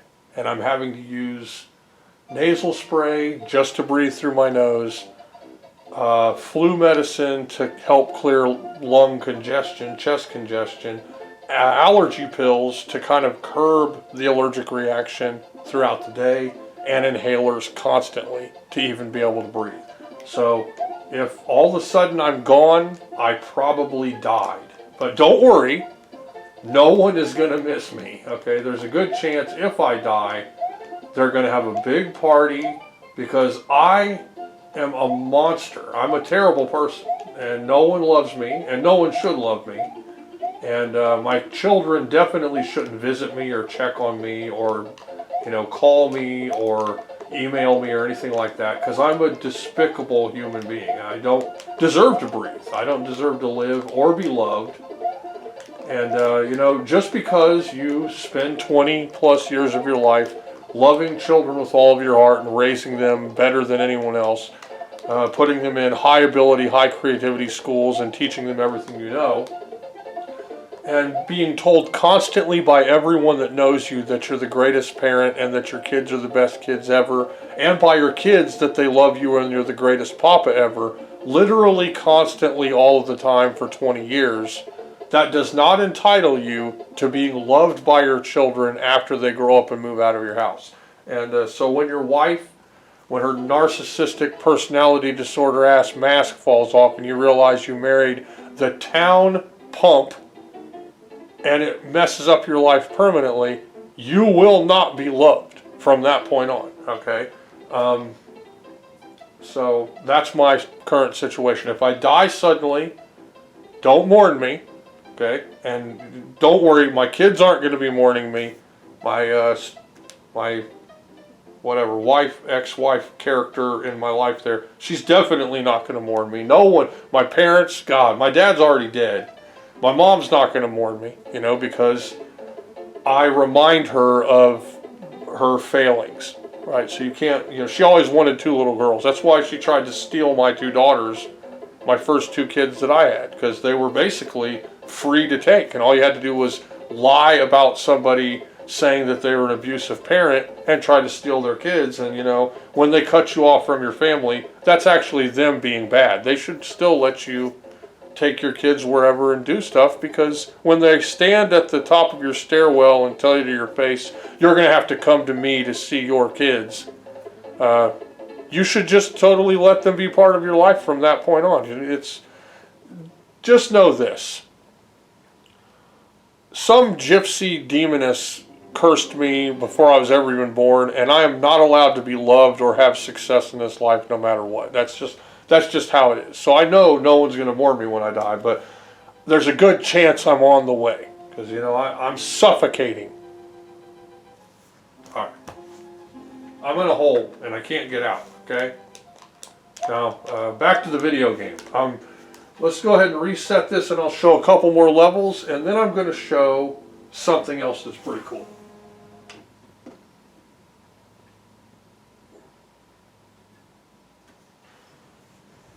Okay.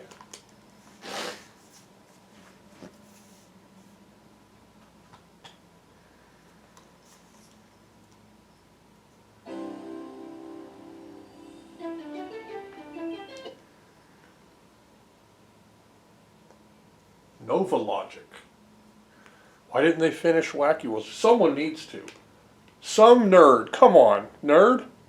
You know assembly, you know C, coding, whatever you know that works with 68,000 processor.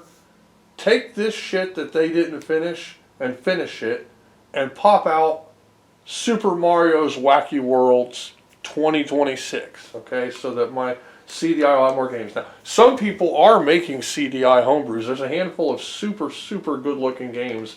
This system, like many systems, the 32X, possibly even the Saturn, especially the 32X CD, Jaguar, the 5200, the 7800 definitely, lots of systems never got to see their full potential. They just never got pushed. They never got to see their full potential. And the CDI is one of the top systems that really could have been so much more. You could have had incredible video games on this system. And some of the games on it prove it. Apprentice approves it by leaps and bounds that this system could totally be a great home arcade video game system. No problem. Okay, Sewer, Chemistry Lab, Village. Let's try Village. I don't know, let's see. Some of these won't work. Yeah. That one doesn't look like it's working. So I'm trying to load it and it's saying no. Yeah.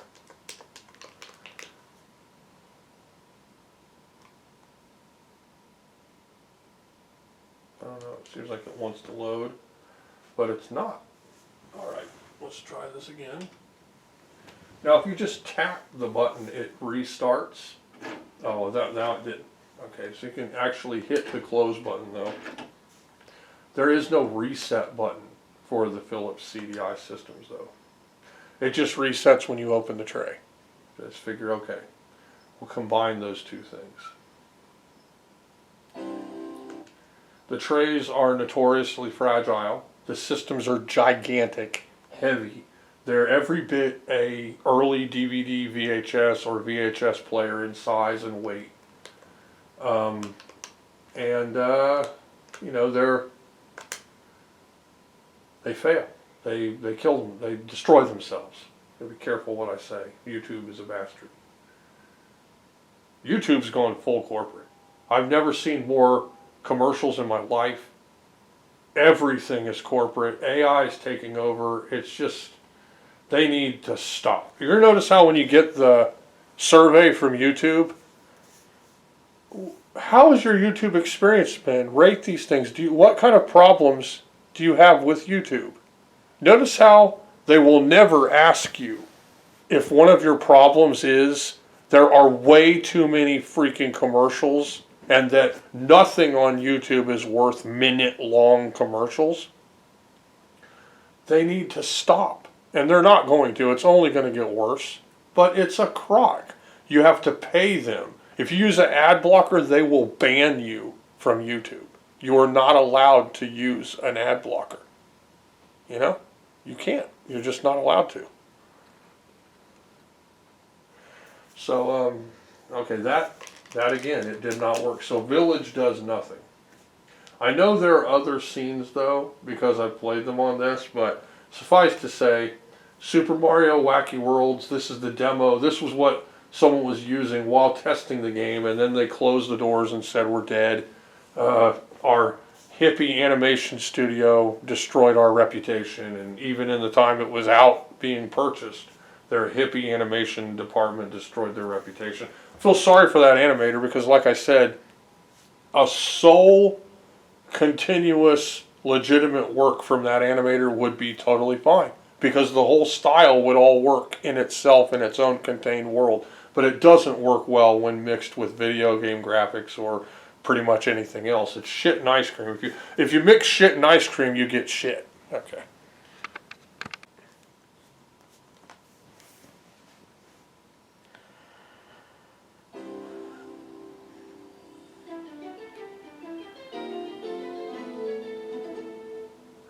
Okay, now, this is the best Zelda game, arguably, for the CDI.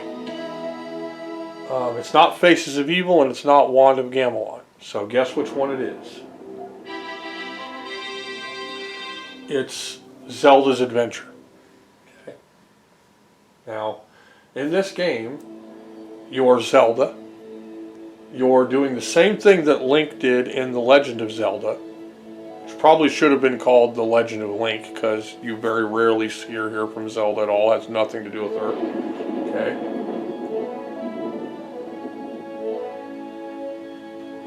This has FMV, not the hokey, weird, you know, animation from the hippie studio. Now here we have a 12-year-old dressed up as an old man. There we go. He's got, he has a mop on his head. I mean, that's just a mop, okay? And,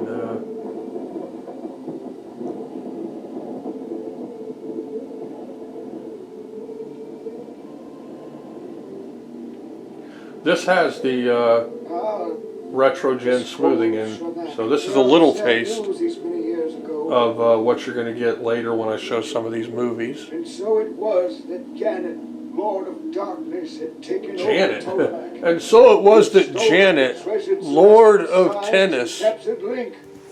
A brave warrior would have to be found to face this evil monster.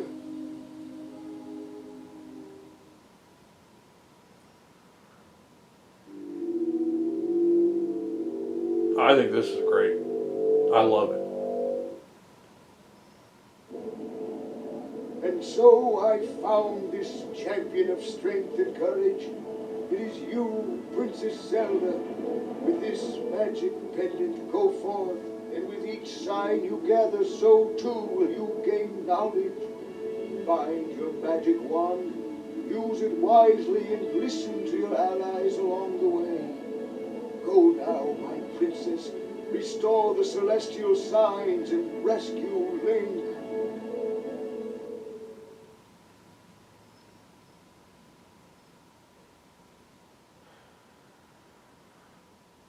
Okay. How about that? I have to create this just like Zelda. You have to create. It's the same. This is exactly the same. Okay.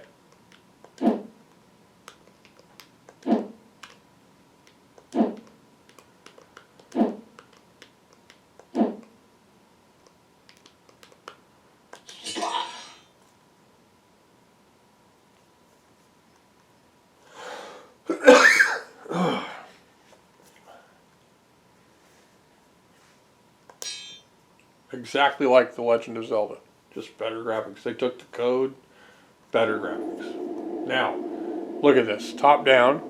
Okay, you're at some Celtic ruin with some trees. I'm moving around. I don't have a weapon yet, so I'm kind of, you know, now I got the 3 hearts there. Got the rupee counter. There we go. a slight pause in between, but you get the scroll. Okay, it doesn't just put a, you know, whatever. There's my treasures, weapons, map, keys, just like Legend of Zelda.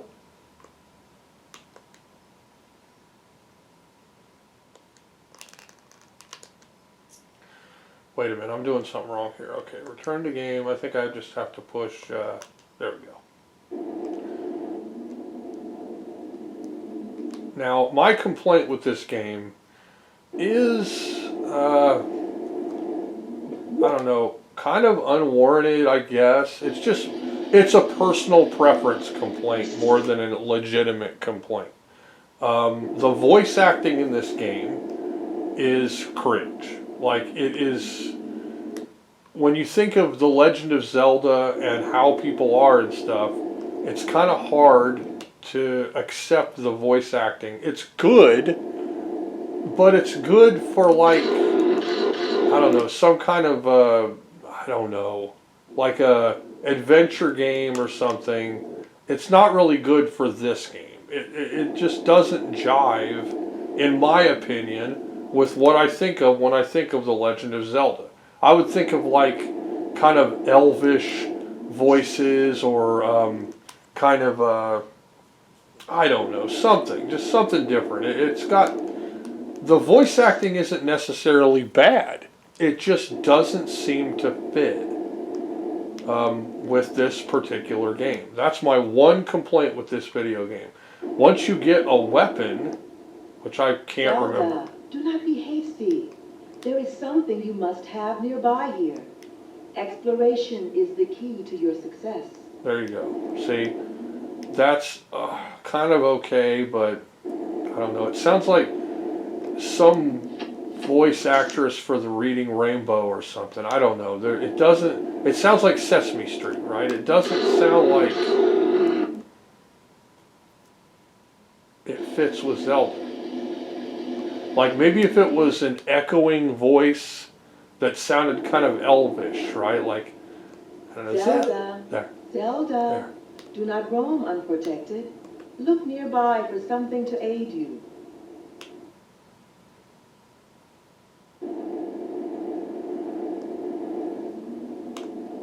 There.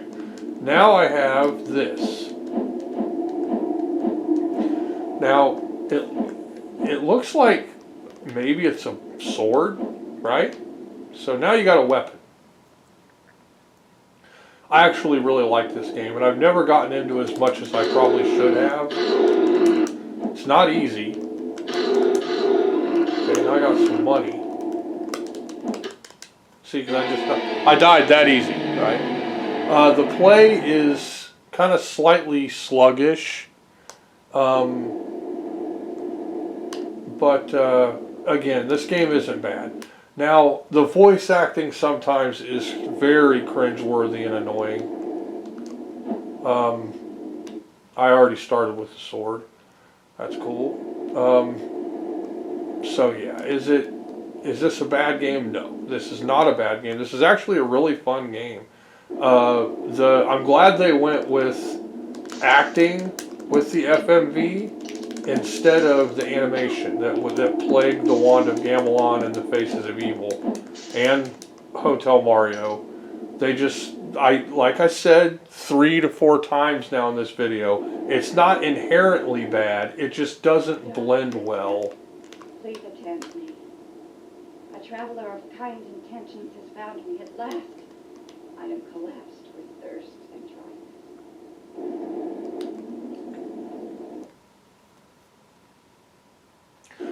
So I think you can go to her with, oh, look how fast they killed me, right? Like I had basically 1 second to fight against them. So the controls take some getting used to and some strategery, but it is playable. I've actually gotten way further in this game, I haven't played it on this CD-i yet, so I don't have a save game, but my old CD-i had a save game where I was actually further. I'd given the woman what she wanted. There's an inn you can find that has cringe voice acting.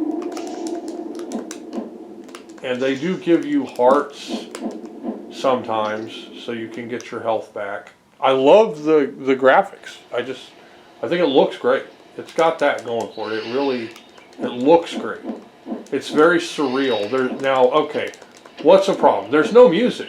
This could have had an orchestra version of the Legend of Zelda music. That would have been incredible, like hearing violins and, you know, oboes and stuff playing the Legend of Zelda soundtrack to this game would have been amazing, right? Instead, they went with ambience. And that's cheap and arguably realistic, but it is not immersive. So really cool adventure music would have been way more immersive. Should have had adventure. This should have had adventure music, right? Instead of chirpy bird, you know, ambient noises. So this is a very good video game if you're willing to give it a chance. Let's look at the other Zelda offerings briefly.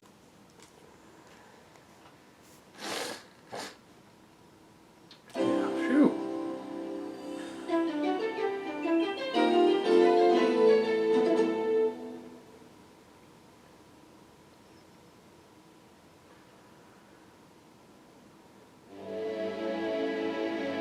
An Animation Tragic Incorporated production. Zelda, The Wand of Gamelon. Licensed by Nintendo. Although Nintendo does not acknowledge this.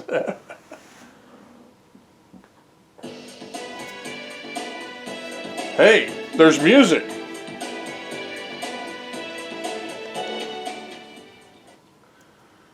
Okay, here we go, guys. Get ready. Zelda, Duke Onkled is under attack by the evil forces of Ganon. I'm going to Gamelon to aid him. But Father, what if something happens to you? I'll take the Triforce of Courage to protect me. If you don't hear from me in a month, send Link. Impa? Don't worry, Zelda. The Triforce of Wisdom promises the king will safely return. Enough. My ship sails in the morning. I wonder what's for dinner. Oh boy! I'm so hungry, I could eat an Octorok.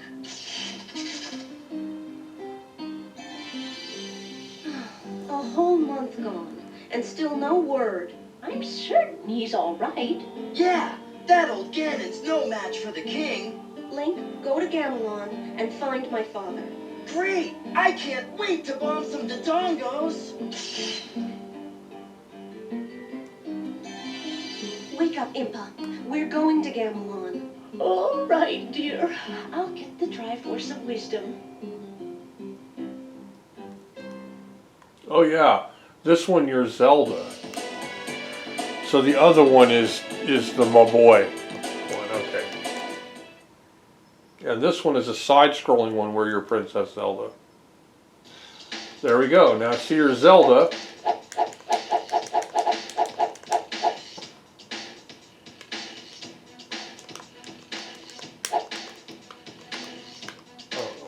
Okay, you hit it, yeah.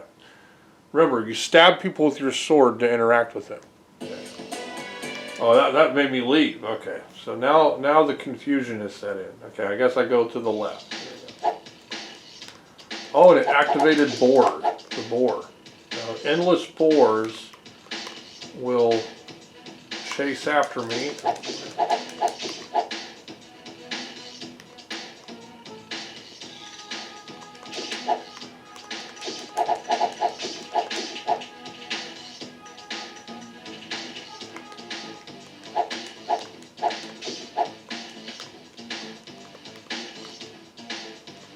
Okay, now I want to warn everybody. Up is jump. Okay? And a boar just killed me. Okay. It was boring too. So there we go. Now, I can't tolerate up is jump games. They should be banned. Every up is jump game should have a up is jump button programmed for it. Because it's wrong. Even Atari games. Any game.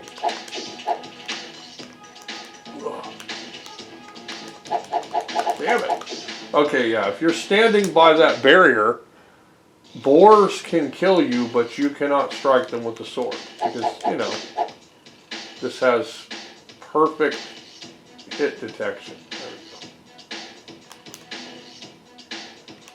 go. Also, I've noticed that there are no prizes, at least not any that I've seen so far. So there's really no reason to kill anything. Okay.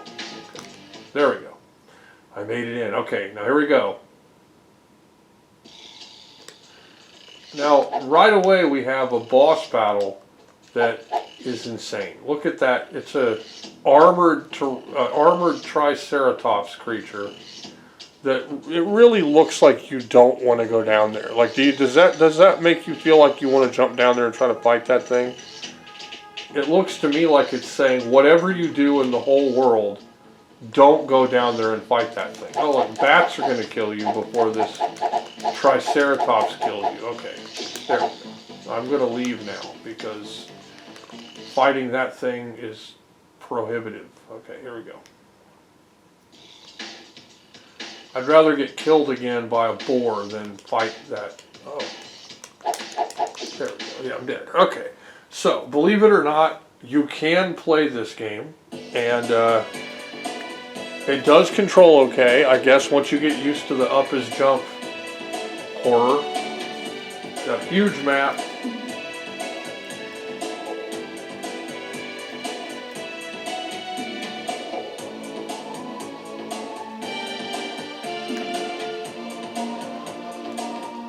I guess you can go, maybe you can go other places, I don't know. Let's see if I can go to Sack of Nuts. Let's see here. Okay. Yeah, hey, I made it to Sack of Nuts. So.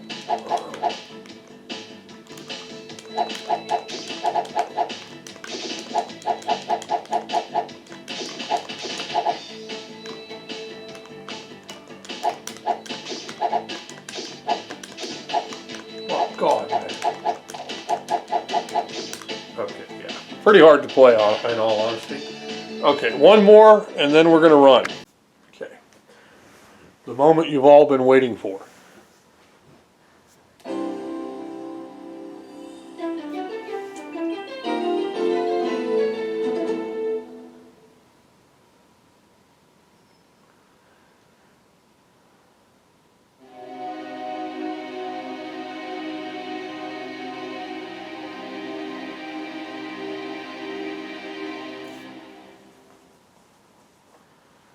All right.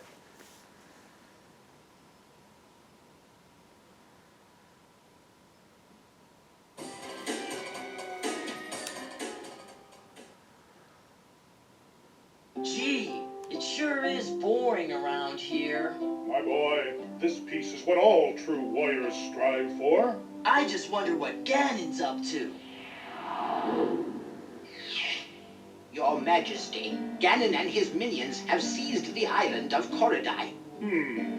How can we help? It is written, only Link can defeat Ganon. Great, I'll grab my stuff.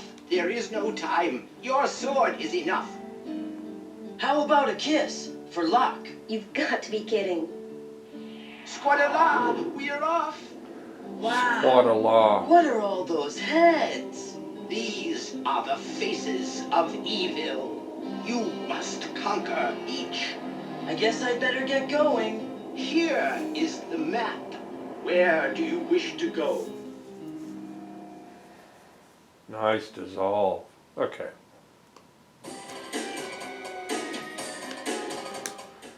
So this is basically the same engine. Link now instead of Zelda.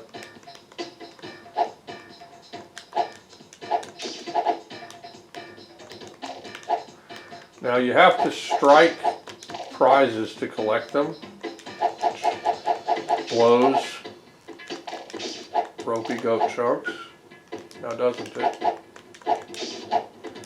I'd like to be able to run into the prize to get it, but maybe it's so you can avoid picking up something you don't want later on, I guess. As you can see though, these are identical enemies. It's got a fervent bass track. Okay, Okay, they picked the blind bassist from an alley down the street.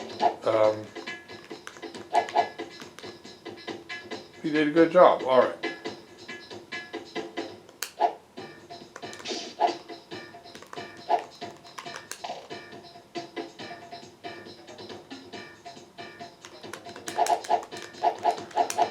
Okay, pterodactyls.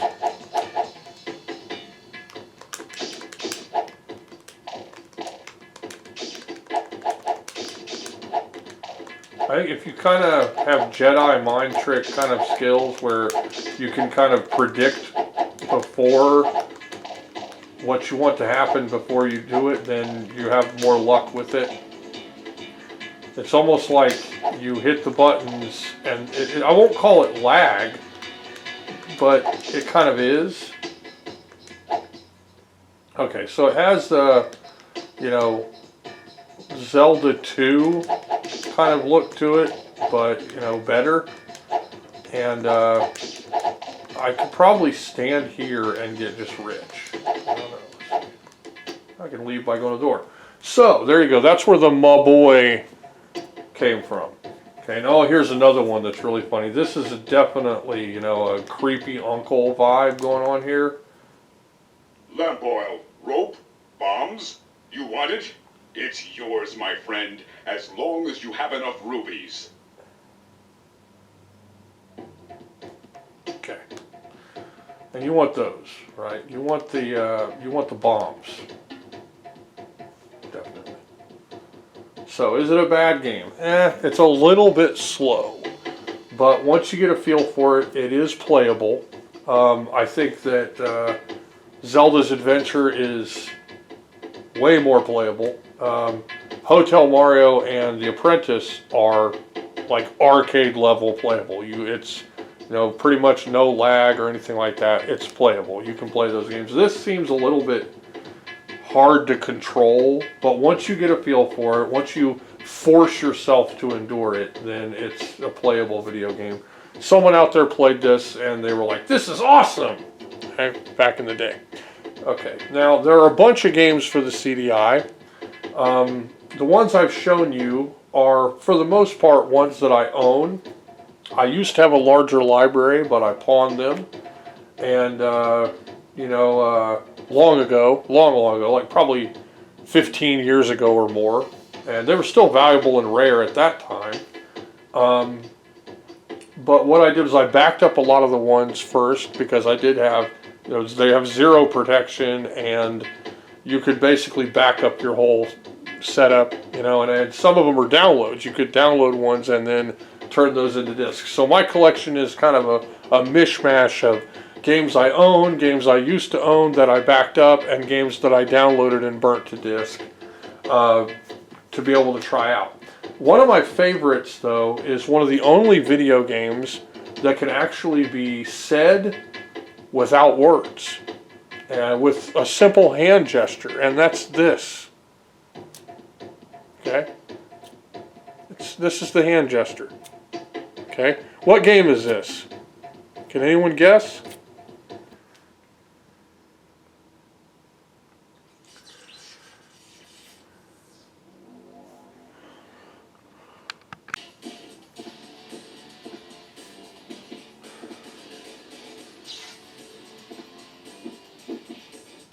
Okay, now we have Mutant Rampage Body Slam. Okay, now this has the arguably terrible animation studio behind Wand of Gamelon and Faces of Evil. More compatible because, you know, the graphics look very much like the animation studio graphics, so it's less repulsive, but it's still pretty bad. I would say that the animation parts are kind of like a mix of like 60s acid trip heavy metal magazine with Wolfman Jack kind of mixed in. It's pretty repulsive, but it's not as bad as Mario or Zelda games on this system. Huh, that beer was called Spew. You want to drink something called Spew.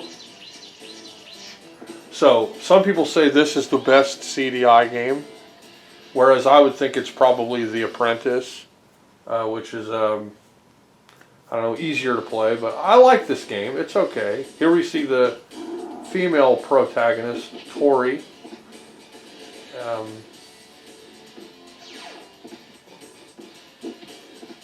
A lot of these games really didn't need an animated story to go along with them. Like, they're just like, I don't need a story to play this game. Just go and beat bad guys up.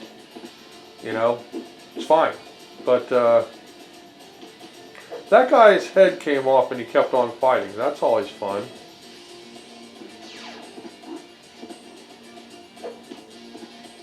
That's original. So it is a post-apocalyptic mutant world where mutants are born that are like animal hybrid monsters, and you're fighting against other animal. Oh yeah, okay. This guy has bare ass fart clouding as a move. Come on, let's see some more of that.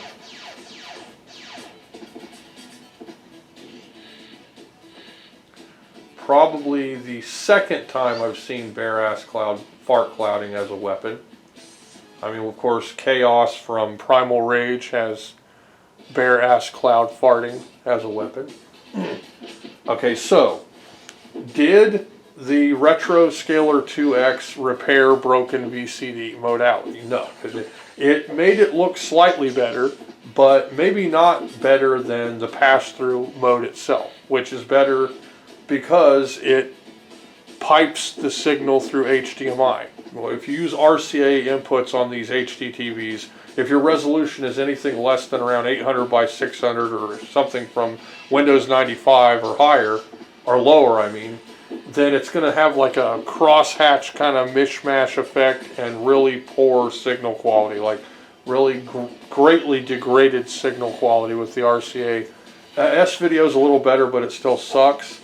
A lot of the newer TVs don't even have plugins for most of this stuff anyway. So the best thing you can do is get a nice cheap scaler, or if you want to pay for an overpriced scaler with more functions, to plug all your stuff into and convert to HDMI. You're going to have a very good experience. Now, I'm still going to watch VCDs on my CDI, and I might play a few CDI games. This is a good game. This is a very good video game. It's probably the third best game on the CDI.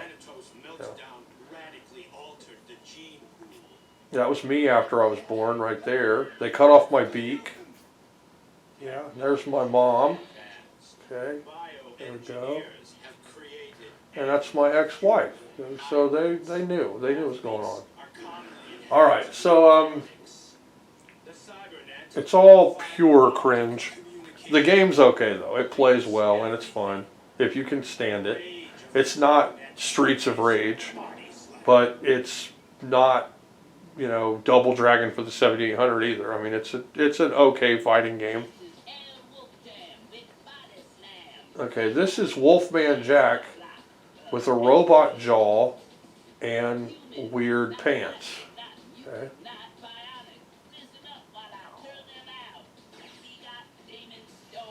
Oh,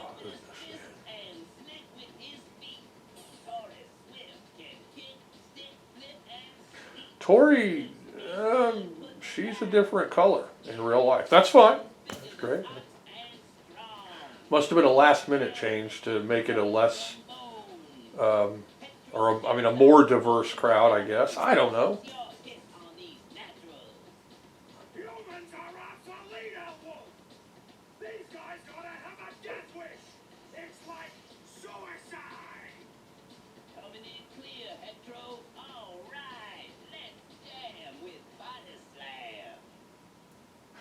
Oh, I just realized. It's the guy from Crazy Taxi. So you never get to see what the announcer from Crazy Taxi actually looks like. This is what the announcer from Crazy Taxi looks like. But I will certainly offer them a toast. Here we go.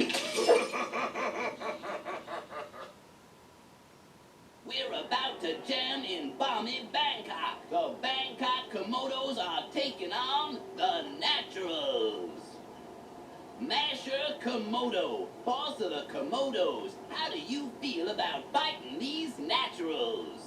This will be a pleasure. Humans, we love to hurt them. Okay, he's French.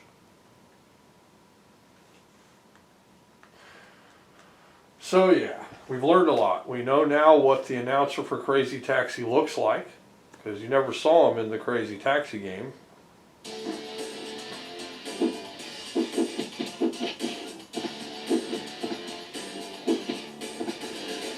I don't know if this is two-player. I don't think it is.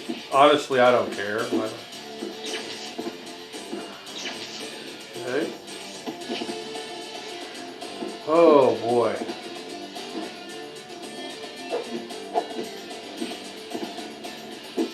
Again though, an exclusive. You can only have this much discomfort and cringe on the CD-i. So, emulate CD-i, buy a CD-i, beware of a CD-i.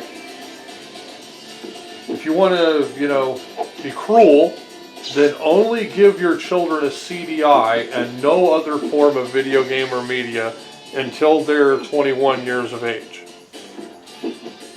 Who knows what kind of person that's going to produce. Maybe even a better person. Good animation. Alright, so thanks for watching. I'm still programming. I'm trying to survive. Hopefully this won't be the last video I make. I don't know if I'm going to die suddenly or suffocate to death or whatever. My biggest fear, though, is asking for an inhaler from my wife before I get a chance to go to the doctor. Because the doctor that my insurance assigned me is 5 miles away and I don't have a car. I can't walk 5 miles, which means between now and the time I get a chance to actually schedule a way to get to the doctor, I'll probably have to ask her for a new inhaler, which is about $30. So, and obviously, it's more valuable for me to just go ahead and die and her keep her $30 than to have to buy me another goddamn inhaler.